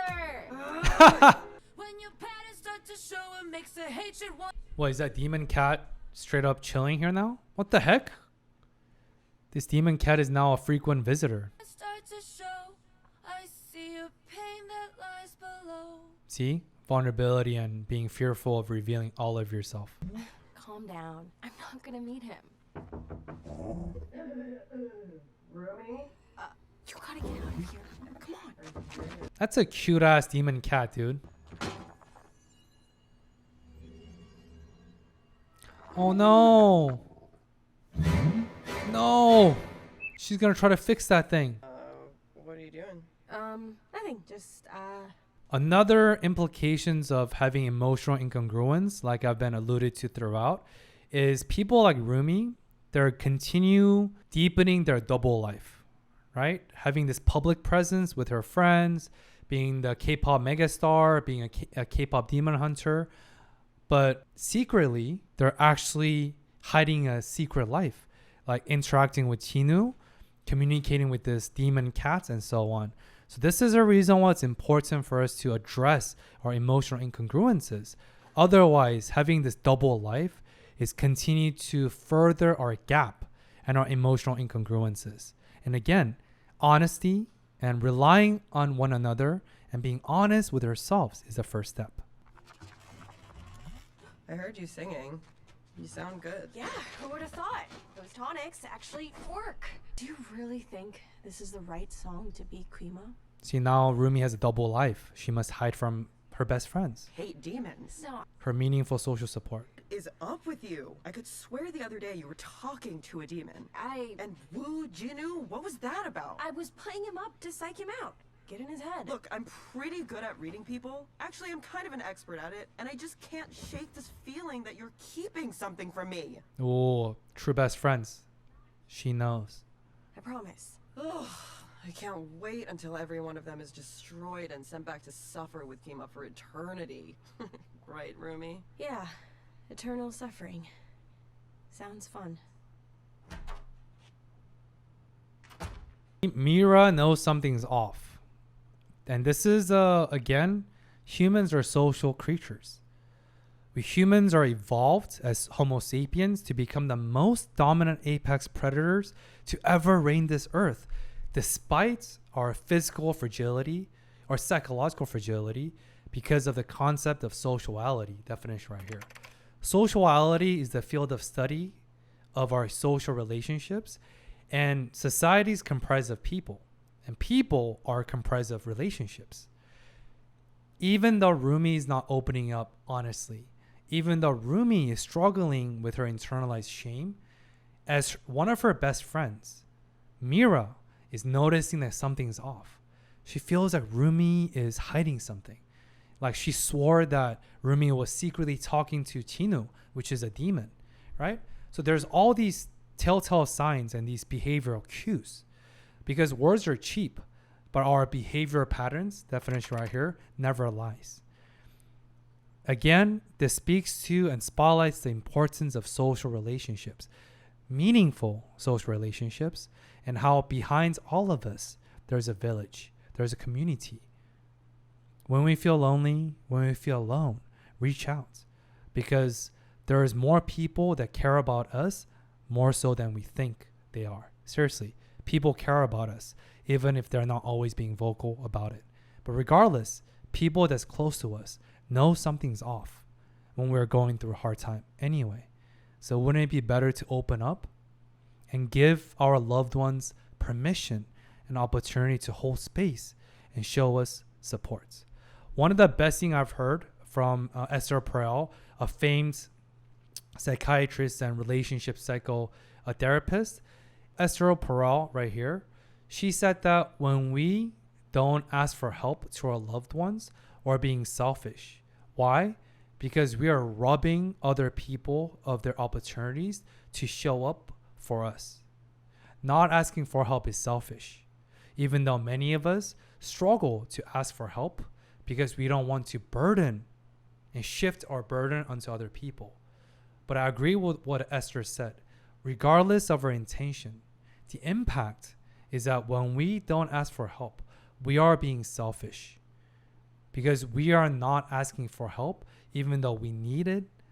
But also, it's because we are not giving other people a chance to look out for us, to support us, because people care. Hey everybody, our fan club just hit 50 million fans. 50 million? Without their support. And to our fans, thank you. We really feed off your energy. In other news, So I guess there is like a prerequisite or some sort of a condition attached to demons being able to soak their souls. Just like Chinu made a pact with the devil, aka the demon lord, 400 years ago. But the trade-off was that he had to give his soul and become imprisoned as a demon himself 400 years old later. I'm guessing there has to be a condition. And Saja boys and other demons can only suck the souls of humans after converting them as fans. So I guess this is a true battle of K-pop. Whoever has more fan base, Country X or Saja boys, gets to keep more souls or hijacks more souls.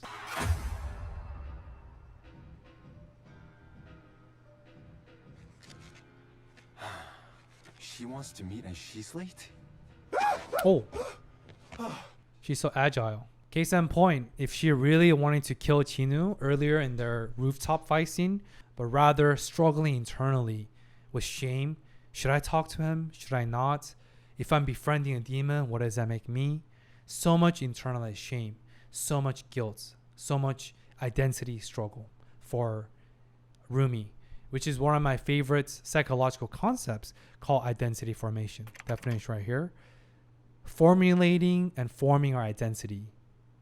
But remember, to aspire to become who we want to become, we must accept who we were. Because there is no future without the present, and there is no present without the past. But at the same time, the past does not define who we are.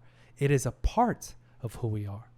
That's why we have to be kind to ourselves, love ourselves, and accept all of ourselves to become the best versions we aspire to be. I'm glad you're finally ready to talk.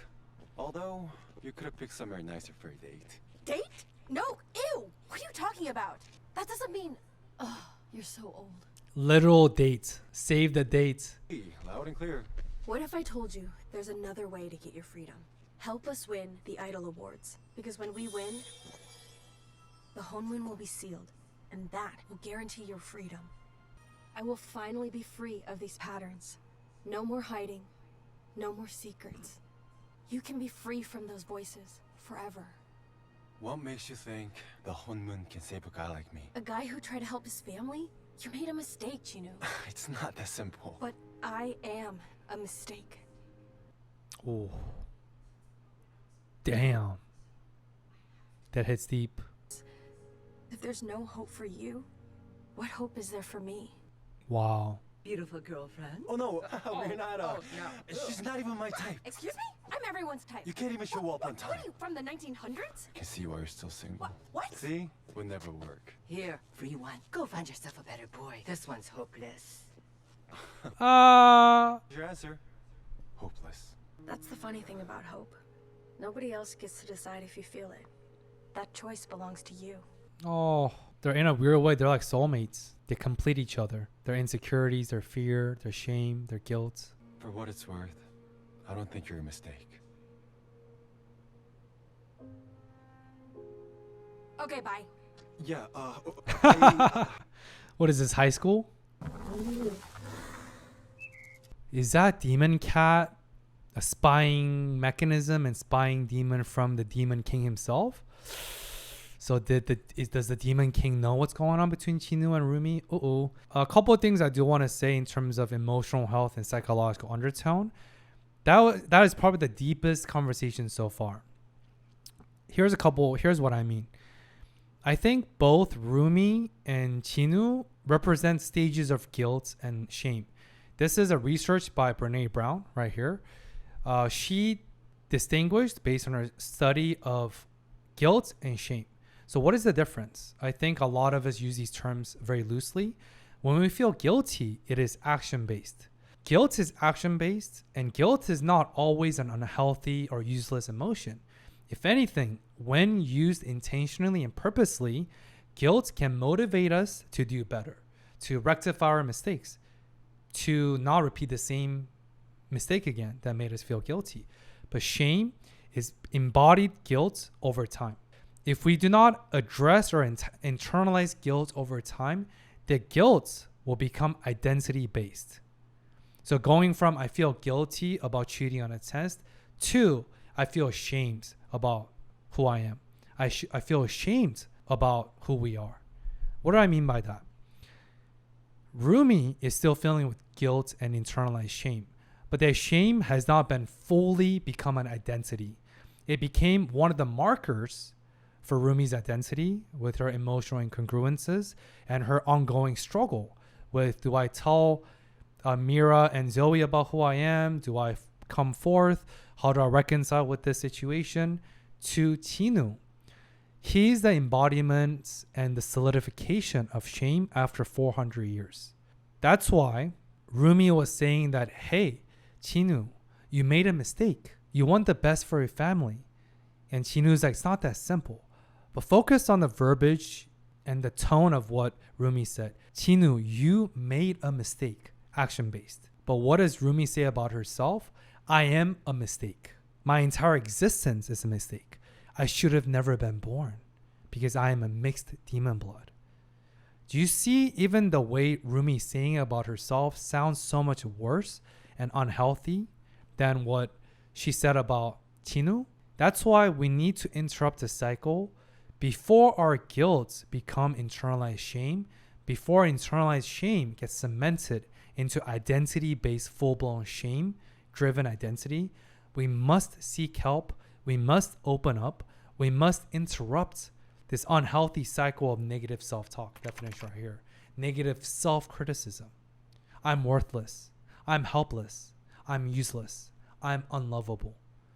Whatever inner demons are telling you, here's a gentle reminder.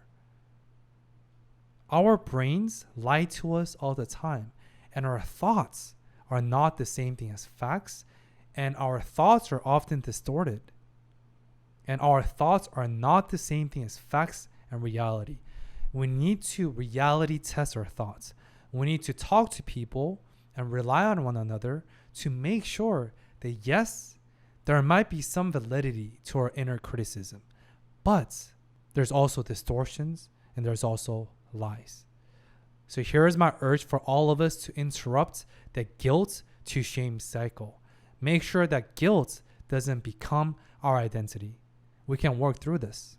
And I'm very curious to see how Rumi, maybe through the help of Tinu, work on her own internalized shame, so she doesn't become another version of Tinu down the road. Time to put you in your place, 'cause you're riding within. Ooh, another banger. What's going on? Why are we stopping?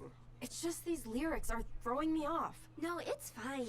It's the second verse, right? How about when the patterns start to show, the whole world will finally know that you're depraved. Oh, that's exactly what she's afraid of. When the patterns are shown, no thanks, because there's the demon marks. Because of her struggle, her internalized shame and guilt, and her identity struggle, she's not resonating with the lyrics. She doesn't feel like the lyrics are authentic representation of who she is. And for any form of artistry and artistry, we have to feel aligned. And we have to buy into our lyrics.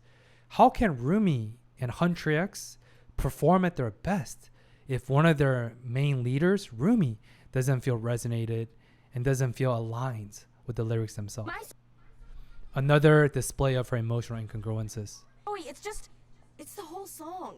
Oh, okay, See? great. Well then, I might as well. She doesn't jive with it. Rumi, we don't have time to change the lyrics even if we wanted to. The Idol Awards are tomorrow. Well, I don't think I can sing this song. Hey, girls, just wanted to bring some last-minute pick-me-ups. I know things have been really stressful lately, and you've been working so hard on the idol routine for what it's worth, Uh-oh. I'm proud of you, and I just want you to know I'm here for literally anything you need. Oh, they detected a ripple in their barrier.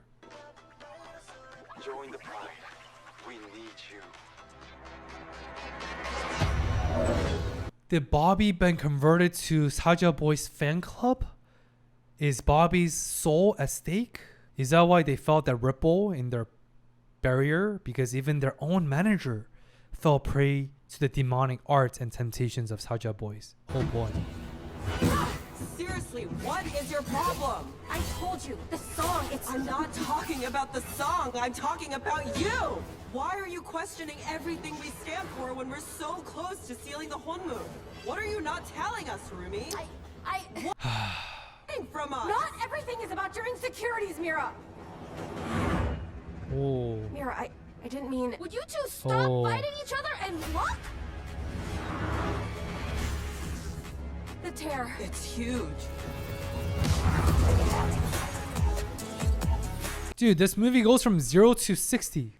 The songs sync up perfectly with their actions. So well choreographed. Oh. Rumi's weakening. Her emotional incongruences continues. The passengers. All their souls been stolen. I do want to kind of double click and zoom in on that interpersonal conflicts definition right here and the broken group identity officially. We saw that they've been hinting at this, and as I've analyzed throughout, because Rumi did not address her emotional incongruences, eventually at last it has rippled and now ruptured this group identity. She had her first very impulsive and very personal, I guess, transgression of respectful boundaries between her and Mira. She snapped. We call that emotional reactivity, definition right here. When we are being reactive, overly so, based on our emotional triggers. Because Rumi was feeling defensive, which is another defensive mechanism, definition right here. It's not a good or a bad thing, by the way. Defensive mechanism is simply what people do when they're feeling not safe, when they're feeling psychologically or emotionally threatened. They utilize coping or defensive mechanism to ensure their survival, in this case, psychologically. Rumi felt psychologically unsafe based on Mira's accusation. Mira was speaking truth, and Rumi knew that. That's why she got very defensive, because she had nothing else to say. So out of her emotional reactivity and being triggered and defensiveness, she attacked. She said a very hurtful statement of, Mira, not everything's about your insecurities. Ironically, when we're getting overly defensive and when we're in an emotionally vulnerable and reactive state, we tend to project psychologically. Definition right here. We call that projection or projecting. We project and we displace the guilt we feel within ourselves onto other people. So by Rumi calling Mira insecure and saying that, hey, not everything's about insecurity, in reality, this was actually about Rumi's own insecurity of her demon patterns or markers, her own insecurity about not being able to be fully honest and open up to Mira and Zoe about her identity struggle. So everything that she spoke about Mira is actually a projection about her own insecurity and her own judgments about herself, because she was feeling defensive, because she was being emotional and reactive, because Rumi knew and Zoe knew too that Mira was speaking the truth. So we'll see how that will continue to ripple and impact the dynamic and interpersonal relationships of Hunter X. Everything is at stake, and we just need to get through this together. You know I'm always on your side, but it's really hard to understand this time. We can't win this without your voice, Rumi. Sounds like Rumi is the strongest of them three, and now she has become from the strongest member to the weak link because of her emotional incongruences and because her superpower has also been compromised as a result. Trust me, I'm gonna make sure we win. Rumi, you have to open up. You have to surrender and move through your fear. They will accept you, Rumi. I promise you they'll accept you for who you are. So I've been meaning to ask, why does the bird wear a tiny hat? I made it for the tiger, but the bird keeps taking it. I want to believe in your crazy plan, but I don't think I'm the one to help you. Actually, you already have. I spent my whole life keeping this secret, this shame of what I am. And the more I hid the shame, the more it grew and grew until it started to destroy the one thing that gave me a purpose. My voice. But since I've met you, and the more I talk to you, I don't understand it, but somehow my voice is healed.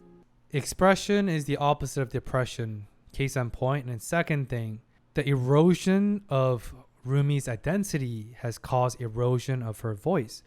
But when she finally names her symptom, we call it naming. Naming what we're feeling. We call that also externalization, definition right here. Rumi's at last been able to externalize and name her struggle and her loneliness and fear of her demon identity to Chinu, who accepts her, who does not judge her, who holds space for Rumi's struggle. This is the power of expression, guys.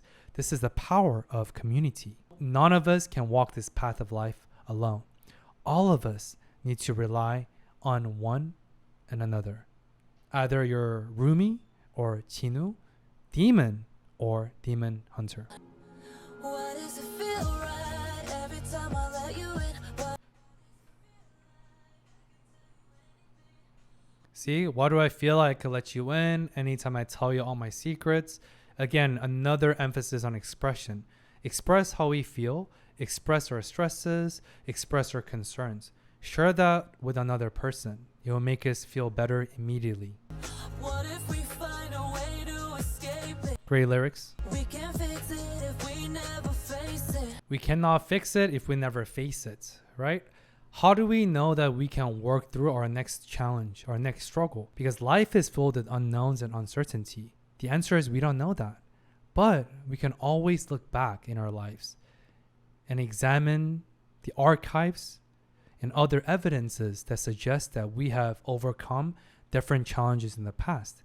We have moved through our trauma. So that's why, although we will never know, we will be able to overcome our next challenges, we can always look back and look at other evidences and examples of all the other challenges we have overcome until now. That's what she's saying. How can we fix it if we don't face it? And I think another reason why Rumi has been struggling with her demon fighting arts is because how can she liberate the human realm if she's not even liberated herself? Unless she liberates herself from her deep-seated internalized shame and judgment and guilt, how can she liberate other souls from those capturing demons? To liberate the world, we must first liberate ourselves from our own shame and our own judgments. Wow, who's the male singers behind Chino? Just casually flowing midair. That's, yep, just casually defying physics. That's cool. Oh, they're definitely falling for each other. The forbidden taboo love. Oh, all their demon marks are showing. We see that power of acceptance, power of non-judgment. Let the past be the past till it's weightless. The best thing that we can do for our loved ones, again, instead of offering fixes, offering solutions, because we are not mechanics of their lives. Our job is not to fix their problems. We call that savior complex. Definition right here. The best thing that we can do for one another is simply two things. Hold space and through non-judgmental acceptance. Definition right here. So far, because of Rumi's internalized shame and guilt, because Celine also knows about Rumi's demon backgrounds or mixed demon backgrounds, but Celine doesn't accept that about Rumi. But rather, Celine says incessantly, you can never reveal all of yourself until all demons been defeated. So of course, Celine cares and loves for Rumi, but she doesn't fully accept Rumi. The only person so far that fully accepts Rumi for who she is is Chinu because of his own complicated and complex history with the Demon King. So the best two things we can do for one another is holding space and being compassionate, non-judgment, holding no judgment for another person. If we can do these two things for one another, I promise everyone that our life will be a much more beautiful, less violent place. I don't hear his voice. See, inner critic went I'll away. Make sure the Saja boys lose tomorrow. And we'll both win. Rumi, wait. I can't wait to see you on that stage tomorrow. Was that a confession of love? Demon King's definitely monitoring Chinu.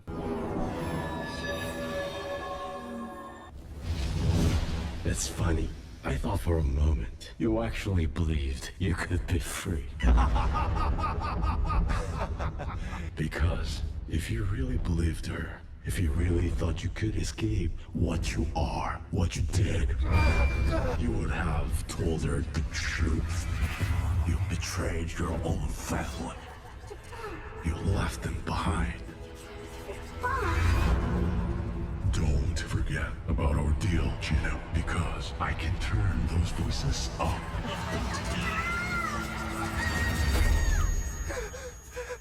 Or they can be gone. Don't think you can escape what you are. So that verifies that Chino and all Saja boys are under surveillance and monitoring of the Demon Lord. Makes sense. Otherwise, why would he be a Demon Lord? Obviously, he's a psychopath. But second thing, again, going back to how shame is identity based, what the Demon King or Demon Lord told Chinu point blank, never forget what you are. But remember, guys, we become what we tell ourselves over time. Let me say that again. We become what we tell ourselves over time. What we do over time also become our identity. What we repeat over time also shape who we are. So that's what the demon voice is, right? I told you the inner critics is this constant berating and this constant judgment and putting ourselves down. That's the epitome, and that's been manifested by the Demon Lord. So I'm curious to see if Rumi and the humanity side of Chinu's forgotten past of 400 years is able to rise up to the occasion to combat that inner demon, that inner self-criticism. Or will Chinu crumble under pressure and succumb to the habituation of his demonic past? Because remember, we become what we say and what we do over time, for better or worse. I'm sure there's going to be another plot twist, because it can't be that easy where Chinu just overcome his challenges and help Rumi defeat the demon realm, right? That'll be too easy. Nothing can change until your patterns are gone. Celine's dismiss. I haven't been at my best, but I know Is we this can it? win tomorrow. We just have to sing the right song, and Takedown isn't. It's okay, Rumi. We agree. It's not the song that's gonna connect all our fans. It can't even connect us. I want to zoom in on the facial expressions or affect. Clinically, definition right here. Affect. Affect is the display of our emotions through our facial expressions. Clinically, you see that Rumi has more dark circles, how Mira and Zoe seem more stressed. They have more eye bags, they seem more sleep deprived. You can almost feel this palpable stress coming from them. That's a very realistic portrayal of real life implications of interpersonal conflict and rupture with their attachments, with their group cohesion, and their group identity. When Rumi is struggling with her individual identity, of course, is going to strain and create a rupture for the group identity, which we see that through all three of them being more stressed and feeling more down than ever since the movie has started. I know our faults and fears must never be seen, but look, I'm kind of a difficult person. Overly blunt, short-fused, highly aggressive. Mira is very self-aware. Respect. Before I joined Huntrix, I felt like my thoughts and my lyrics and all my notebooks were just useless and weird. But with the two of you, they mean something. I mean something. I'm afraid of losing you guys too. And that's why we have to finish this. All these fears, it's the demons talking. But tomorrow, we can win this war. No, you can't, Rumi. You have to open up. Come on. Open up. And then we can take a hiatus. This is still avoidance and denial being displayed. Only way is through. Right here. The quote right here. The only way is through. You cannot run around it. You cannot avoid it. You cannot deny it. Reality eventually settles. And you have to confront your reality. No matter what, only way is through. But you're not alone. I will fight for a spotty with you. Let's do it! Wait, so what song are we singing? Golden. I mean, golden. Definitely golden. It's a song about the best of us. Rumi, your voice good to go? Never been stronger. Happy fans? Happy Honmoon! Yeah! Woo! No, Chinu. Smug face. I'm gonna freaking smash it. Save it for the stage. Please, welcome to the stage. Is Chinu gonna follow through, or did he succumb to his demon voices? Yes! We win this, and then we celebrate. Oh, twice. I see. So they are based on twice. I like that little Easter egg. Okay, there's been a slight change in schedule. Here to perform their hot new single, Golden, it's Huntress. So Huntrix has 2 new singles, Golden and Beatdown. Oh, let's see. Song of Hope, Renewal and Transformation. Damn, look at this visual, beautiful animation style. Very golden. But Rumi's still hiding. Bobby? You're on in 20 seconds. Uh-oh, their manager Bobby's kidnapped by demons. Wow.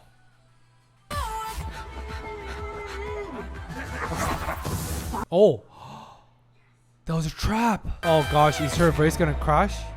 No, nice. What's happening? What?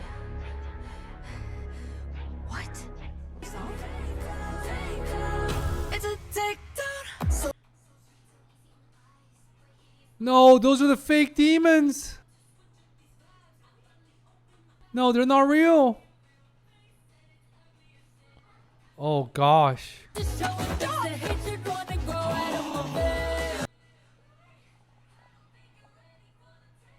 Oh shit. No, her demon marks are showing.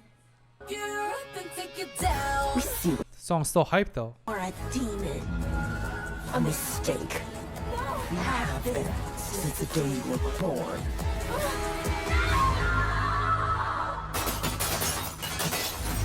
What is happening? Oh no, the final reveal. No, poor Rumi. She's so vulnerable right now. What? How are you here? You were just on stage. That wasn't you? Oh, thank goodness. Oh, her marks are showing. You were hiding this from us this whole time? No, I have a plan to erase them. Gino was supposed to. He was. Gino? You're working with him? No! I was using him to fix all this, to fix me, so we could all do our duty. How could we be together if we can't tell your lies from your truths, Rumi? Oh. No, don't leave! Don't leave! I can still fix it! Oh no. Oh. Zoe, please. Oh no. Oh. How could you do this? It was all a lie. It was real. What we had was real. I know it was. The things I said, I just needed you to trust me. That's all. No, I know your story. You were a good person and you still are. You just made a mistake. I left them! That's right. I lied to you. I only made a deal with Kima to get myself out of that miserable life.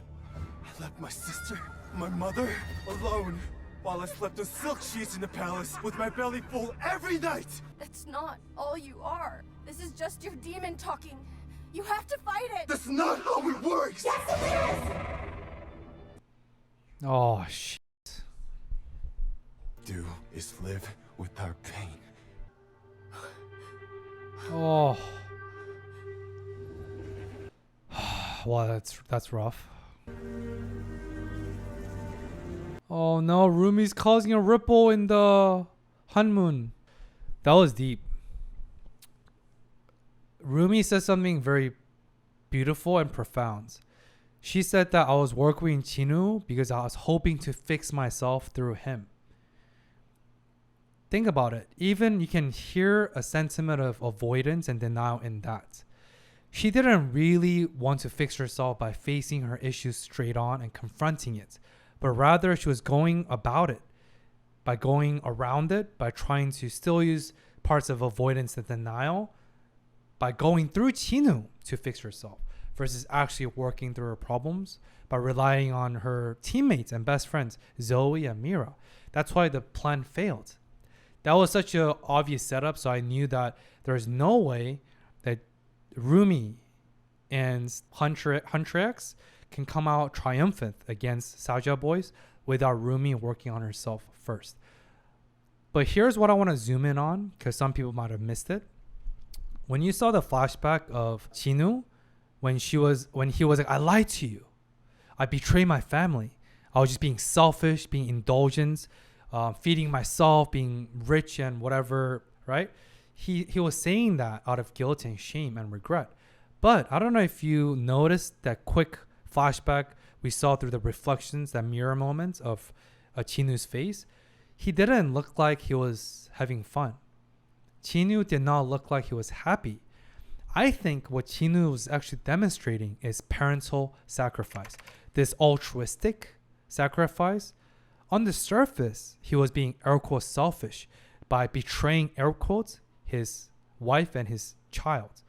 But in actuality, I think he did that to keep them safe, trying to make enough money, save up enough assets and wealth so then he can finally redeem his family from poverty or whatever their circumstances of the past.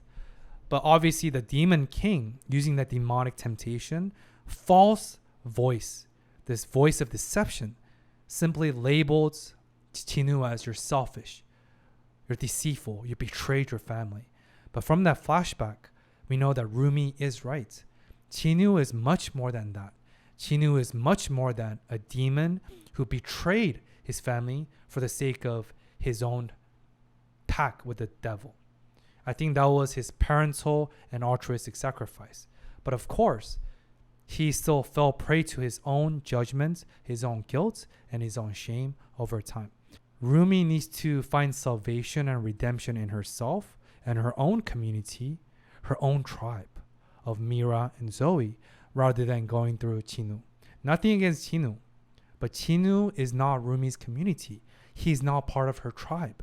Her tribe and her sociality is Mira and Zoe and Bobby and her own community that loves her. And I wonder if the situations would have changed.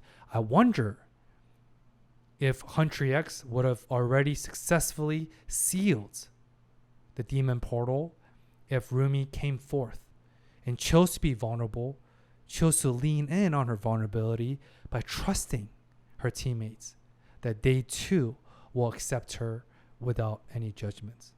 But of course, if Rumi did that, then this would have been a lot shorter movie. But I hope you really take away what I'm saying and understands the only way for Rumi to repair her ruptured alliance and friendship with Mira and Zoe is if she repairs her relationship with herself first. How can we expect other people to accept us for who we are if we do not accept all of ourselves, the good, the bad, and the ugly? I'm not saying it's easy, it's not, but it's necessary and it's worth it. I promise you guys. Oh no, it's not looking good. Due to the Huntrix public breakup on stage, today's International Idol Awards have been cancelled. Oh. International Idol Awards, Artist of the Year, Saja Boys. You couldn't keep them together. You're all alone. See? Have to be. Best New Artist, Saja Boys. Song of the Year. Hey everybody. You must all be so sad about the Huntrix breakup. We are too. So to cheer everyone up, we're going to do a special live performance tonight. I just want to kind of double click on Bobby. what Bobby's demonstrating with that doubts, skepticism, that voices of doubts. You're worthless. It was your job to lead them. Do you see that doubts and skepticism and that self-hatred sipping in? And as we know, those voices of doubts and that inner criticism is representing of demon, our inner demons. And so because Bobby, who's the talent manager for Country X, I think inevitably it's not his fault, but part of his own identity was rooted in the cohesive group identity of Country X.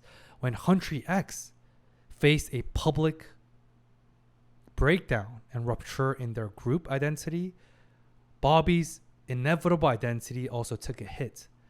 And therefore now he has self-doubt.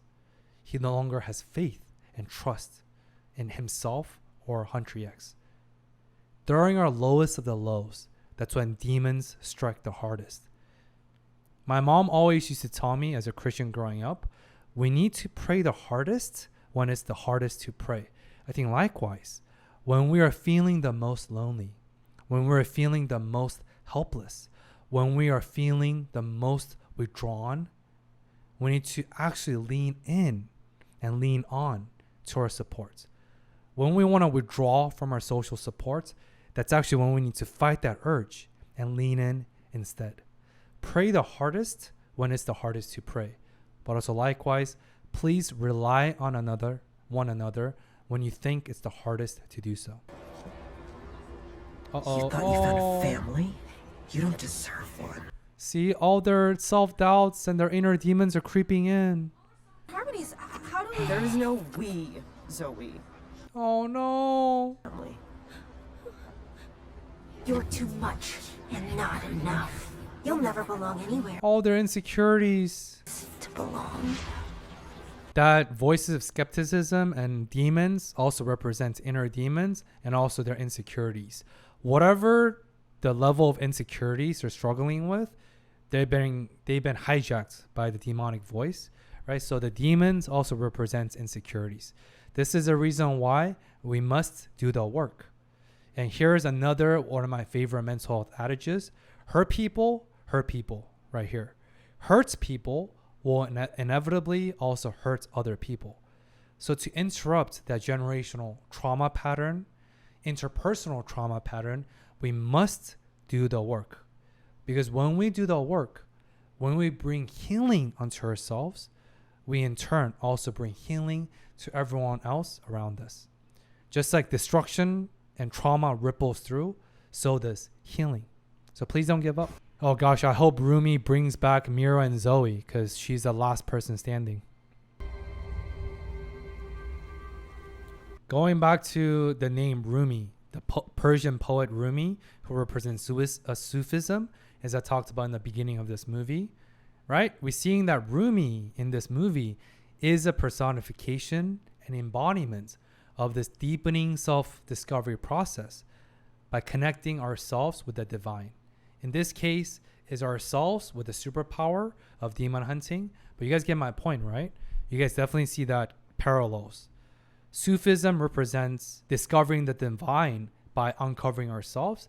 But Rumi, the main character here, represents the same thing. Emotional relationship, deepening ourselves by deepening our relationships with one another. Beautiful, beautiful parallels. Rumi? I thought I could fix it all. Fix me. But Rumi's coming back to Celine. They saw. They know. There's no denying it now. This is what I am. Oh, shame. Self-rejection, self-hatred. Do what you should have done a long time ago. No. What I swore to protect. See, we see that Rumi again. This duality of half saint or humanity and half sinner, half demon. Only one of her eyes is demonic. The other one is still human, still Rumi, right? Because remember, all of us are multifaceted. The question is, which side of us, which facet of our identities do we choose to embrace and honor?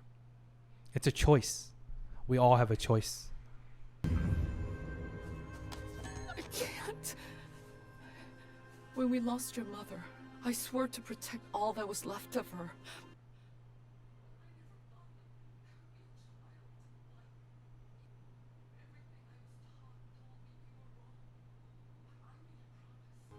So I did my best to accept you and help you.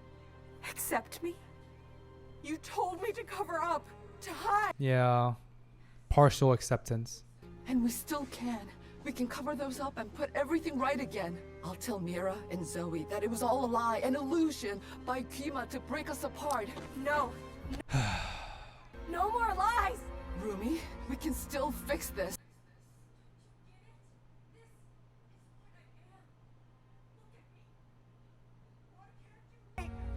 Why couldn't you love me? I do. All of me. This is why we have to hide it.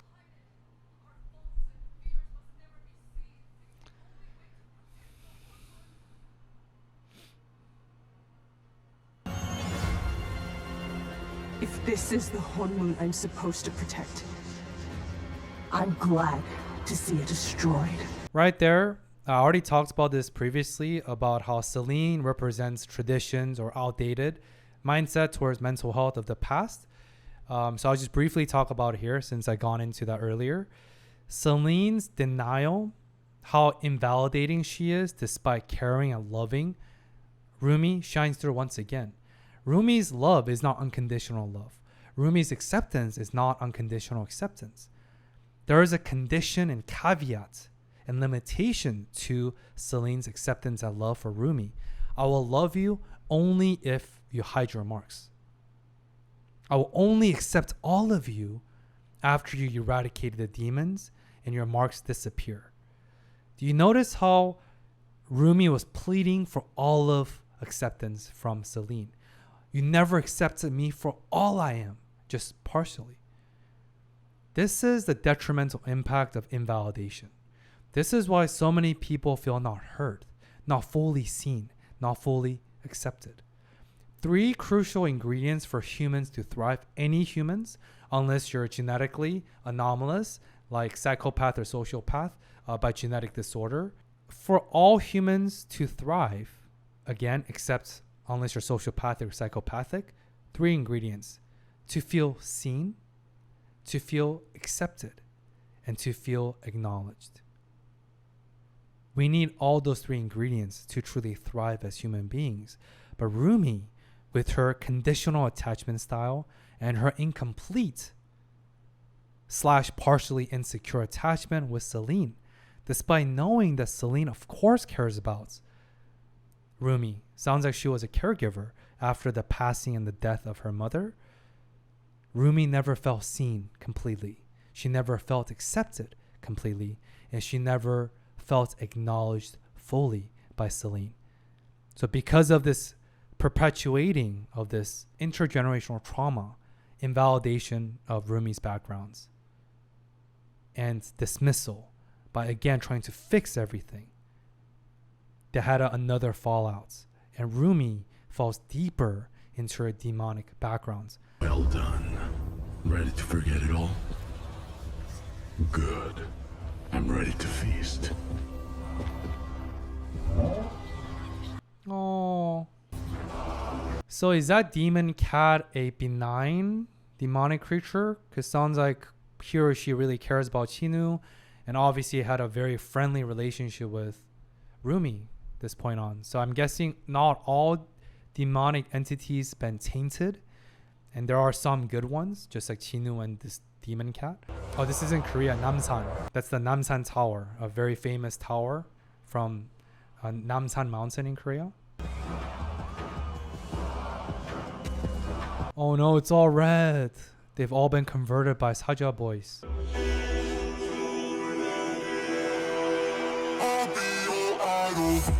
Keeping you in check. It's fire though. Damn, which ghostwriters are these demons using? Or did their demon blah also give them extra demonic supernatural creativity or songwriting? They're showing their true selves with their demonic hanbok. Wow. Literally going for their souls. Also, can we talk about the irony of Saja boys, which are comprised of 5 demons, showcasing to their world their true, authentic demon selves by literally showing their demon patterns, demon markers, and their demon hanbok, traditional Korean outfit, whereas Huntry X and Rumi were afraid of showing their true selves, or I guess Rumi was, and Huntry X, Mira and Zoe struggled to accept Rumi for all of herself, with the caveat that they felt lied to and betrayed by Rumi, which is fair, right? Because it's very different when you uncover truth after the fact versus voluntarily so. Very, very different social implication. But I love this irony right here. The irony of Saja boys, which are demons, showcasing their real authentic selves, whereas Huntry X have succumbed to their public breakdown. Mira and Zoe also being converted to their fan base. Bobby also under the enchantment. So now Huntry X is in the shadows and Saja boys is in the spotlight. Such a stark contrast and powerful irony.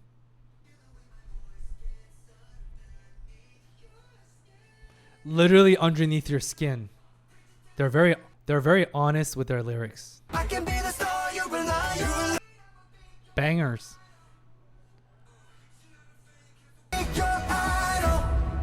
I think the song Idol is also pretty deep. I see I think 3 different layers of meaning. I'm sure there might be more. So I think this song is actually in a multi-symbolic way, cautioning us against our desires. Deep-seated demons, deep-seated desires of filling our void with different idols. Could be money, influence, stardom, anything in between. And when we get lost in our desire, just like the fandoms right now being lost, we lose ourselves. We lose parts of what make us us, because we get over-fixated and we get lost in the sauce of this tunnel vision, this pursuit, this incessant pursuit of wealth, influence, money, stardom. But of course, all humans have desires. So it's not possible to be like monks and eradicate our desires entirely. I don't think that's the goal. I think the goal is self-awareness. Know what our desires are and know that there will always be inner demons and demonic temptations, so to speak. But we also have a choice. We have a say. We are not mindless animals that are enslaved to our desires and thoughts. We are called humans because we have this higher thinking brain that we call neocortex. We have this higher thinking ability that separates us from the rest of mammals. Sure, we are mammals with the biggest brains proportionally, but we also understand meaning. We derive meaning with relationships, storytelling, arts, beautiful music that unites us. And I think that's another layer of this song or this entire movie. Music has the power to either divide us or unite us. And music is just another expression of who we are. But what's the point of these external expressions through music or otherwise if we cannot and if we do not express our own struggle, our own trauma, and our inner reality to those that care about us? Expression, expression, expression. Oh no, everyone's enchanted. Fix the world and make it right. Is that Rumi? This finally meets the light. You come here like this. You think you can fix the world. You can't even fix. They converted all the fans in the stadium. And now everyone finally sees you for what you really are. They do. And the whole moon is gone. It is. So we can make a new one. What? Nothing but the truth now. Wait, what? Oh, Rumi's markers are healing. Oh, Rumi found her humanity side.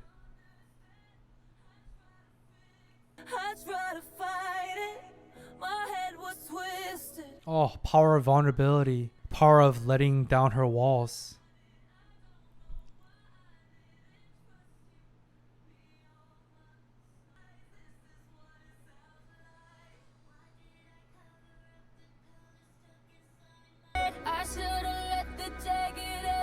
Do you notice how much more emotionally open and forthcoming and empowering the voices are? Because the lyrics are that much more transparent and open and honest. Vulnerability is strength, and vulnerability is also contagious in the most empowering way. Mira and Zoe in the audience saw that Rumi stepped out of her shell by reconnecting with her humanity, by being truly vulnerable and courageous.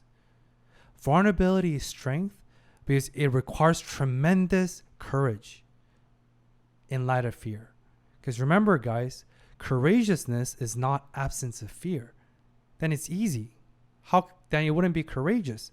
Because if you're not scared, then anyone can do it. It's only courageous in light of fear. Do is scared anyway. Being fearless is not important. It's not real. Fear is a primary human emotion because without fear, humans would be dead.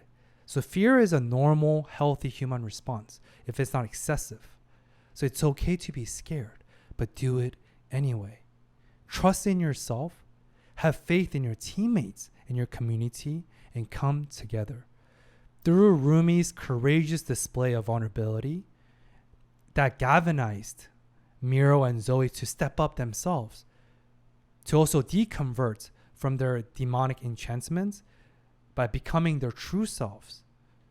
Just like how individual identity impacts group identity, in this case, Rumi's insecurity and her defensiveness and her shadow secrets caused rupture in the group identity of Huntry X. Now conversely, seeing Rumi step up to her plate, her calling and her strength also repaired the ruptured group identity of Huntry X. Just like Rumi broke apart the group, now it's also Rumi repairing and resummoning the strength of Huntry X, which I'm sure ultimately foreshadowing Huntry X's triumphant victory against Soulja Boys. I'm sure this is going to be a happy ending.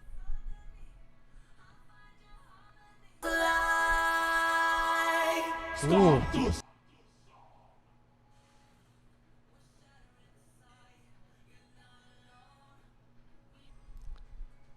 They're literally glowing. They're juicing up, power up.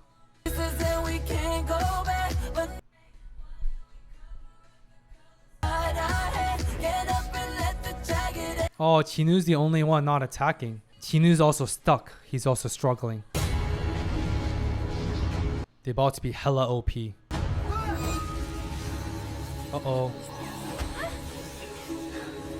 Are they about to summon the Demon King? Your voices do not defeat me.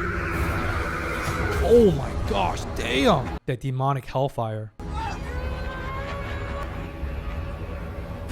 Come on, Chinu. Rescue your princess. Come on. Damn!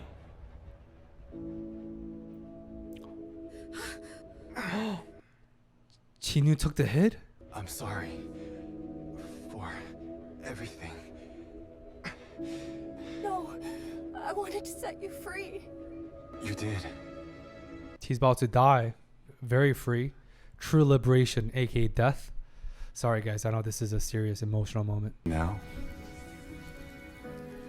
I give it to you. Oh, redemption arc. It's beautiful. Oh my gosh. Damn, Rumi just powered up. She entered Cyan mode. Yo, power up. You're just my type. Oh well. Oh.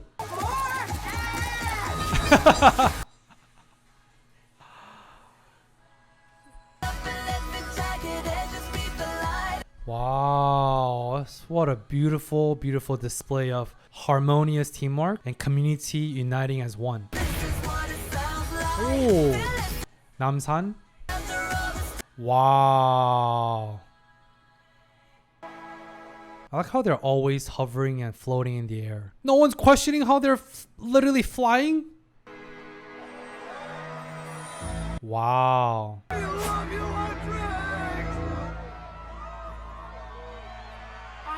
my girls.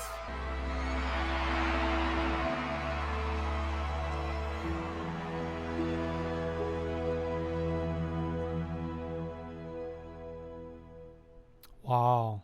So one more thing I would say before we resume to, I guess, close out the movie is I want to talk about Chinu's act of sacrifice.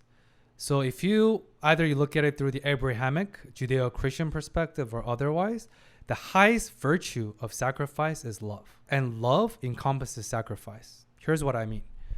Whenever anytime tells you that they love you, here's how you know they truly love you.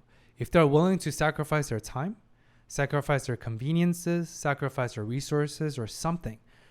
But all love must encompass some sort of a sacrificial act. And out of all acts of love, the highest virtue of love is self-sacrifice. That's why Jesus dying for our sins is like the core principle of Christian love and God's love, right? So it's sacrifice of the self. That's what Chinu did. He sacrificed himself to save Rumi from the hellfire attack of the Demon King. And because of that sacrifice, Rumi gained the strength and the magic power from Chinu. And through this collective responsibility and beautiful harmonious reunification between Chinu and Rumi, they were able to defeat the Demon King. In other words, with the metaphor that I've been saying, to defeat our inner demons, we must rely on one another. Rumi couldn't defeat the Demon King by herself. Chinu couldn't defeat the Demon King by himself. Rumi and Chinu still couldn't defeat the Demon King by themselves.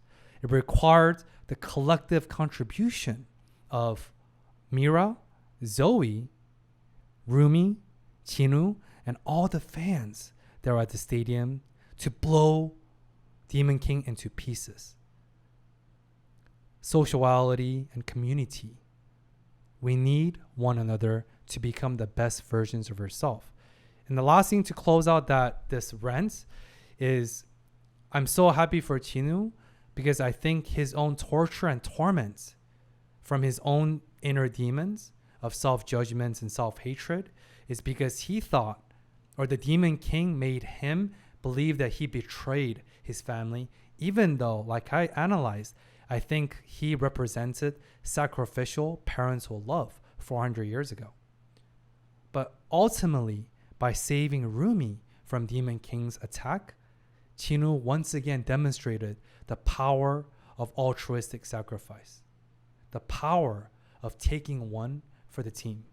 400 years ago, that was his family, and 400 years later, this full circle beautiful moment, he took one for the team, for the entire human realm, and for Rumi, which ultimately allowed Country X to defeat and overcome the Demon King.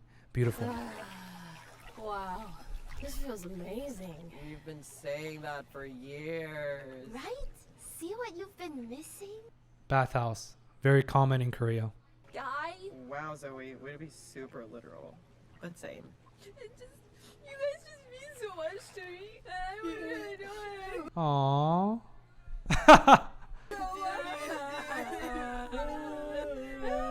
One last thing I would say is with each struggle with those that we love, if we're willing to work through it, if we're willing to not give up and work with each other despite the ebbs and flows and the ups and downs, which is a common theme in life, we will eventually get closer. Every time I've had a quarrels or big arguments with my best friends or my wife, because we didn't give up, because we knew us fighting is an active effort to improve our relationship, and it's because we care. We can always block someone off. We can always give up by ignoring them. But by our willingness to confront through our discomfort of having disagreements, through that effort, we will eventually get closer and stronger, and our bonds will eventually and ultimately strengthen over time. Couch, couch, couch, couch, couch, couch. 3 months. How old are they in this movie? They act like they're like in their early 20s. You know, I feel like we got a nice little break. Yeah, I definitely feel recharged. Me too. I thought I wanted couch, but I think couch can wait. Hi, everyone. Ruby! Oh my gosh! Aww.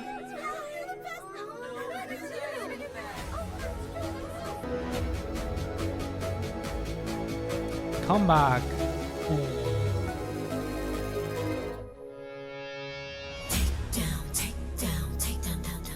All right, last thing I'll say to close out my freak. Oh my gosh, I've been talking for more than 4 hours. Jeez. Well, if you want to check out my unedited commentary and reaction, join our Patreon family. If not, I hope you enjoy the YouTube version. Last thing I would say is I love how they kind of left the ending to a cliffhanger. It never really revealed the final fate of the human realm. It never revealed the final outcome of the Demon King, even though we saw him getting blown away. But we don't really know if that portal has been sealed and if the demons have been eradicated and sealed away forever. But I think that's beautiful because I think it represents and symbolizes our real life. Work never ends. When we work through a new issue, new struggle, another one emerge. When we've healed a certain aspects of our past, after some while, different things will trigger different responses, and we will become aware once again. There's new things for us to work through. New levels, new devils. And I love the ending of this movie to show us that there can always be more work done to be done, and healing never truly finishes. But most importantly, as long as we rely on one another, as long as we work with each other and not giving up, we will be able to overcome the next challenges, although we don't always know what they are. But that's okay. And that's the beauty of humanity. Wow, I've been talking a lot. I'm glad, I appreciate you bearing through my raspy voices. Cause like I said, I've been feeling a little bit under the weather, but I'm really wanting to finish this movie in one go and give you my best reaction despite my compromised brain capacity. As always, I appreciate you tuning in. It means the world to me. And I hope you enjoyed my long, detailed first-time reaction to K-pop Demon Hunters. Again, paying homage to my love for my Korean lineage, K-pop, but also anime. Until next time, I hope to come back and catch you in the next week's train of video. Until then, peace.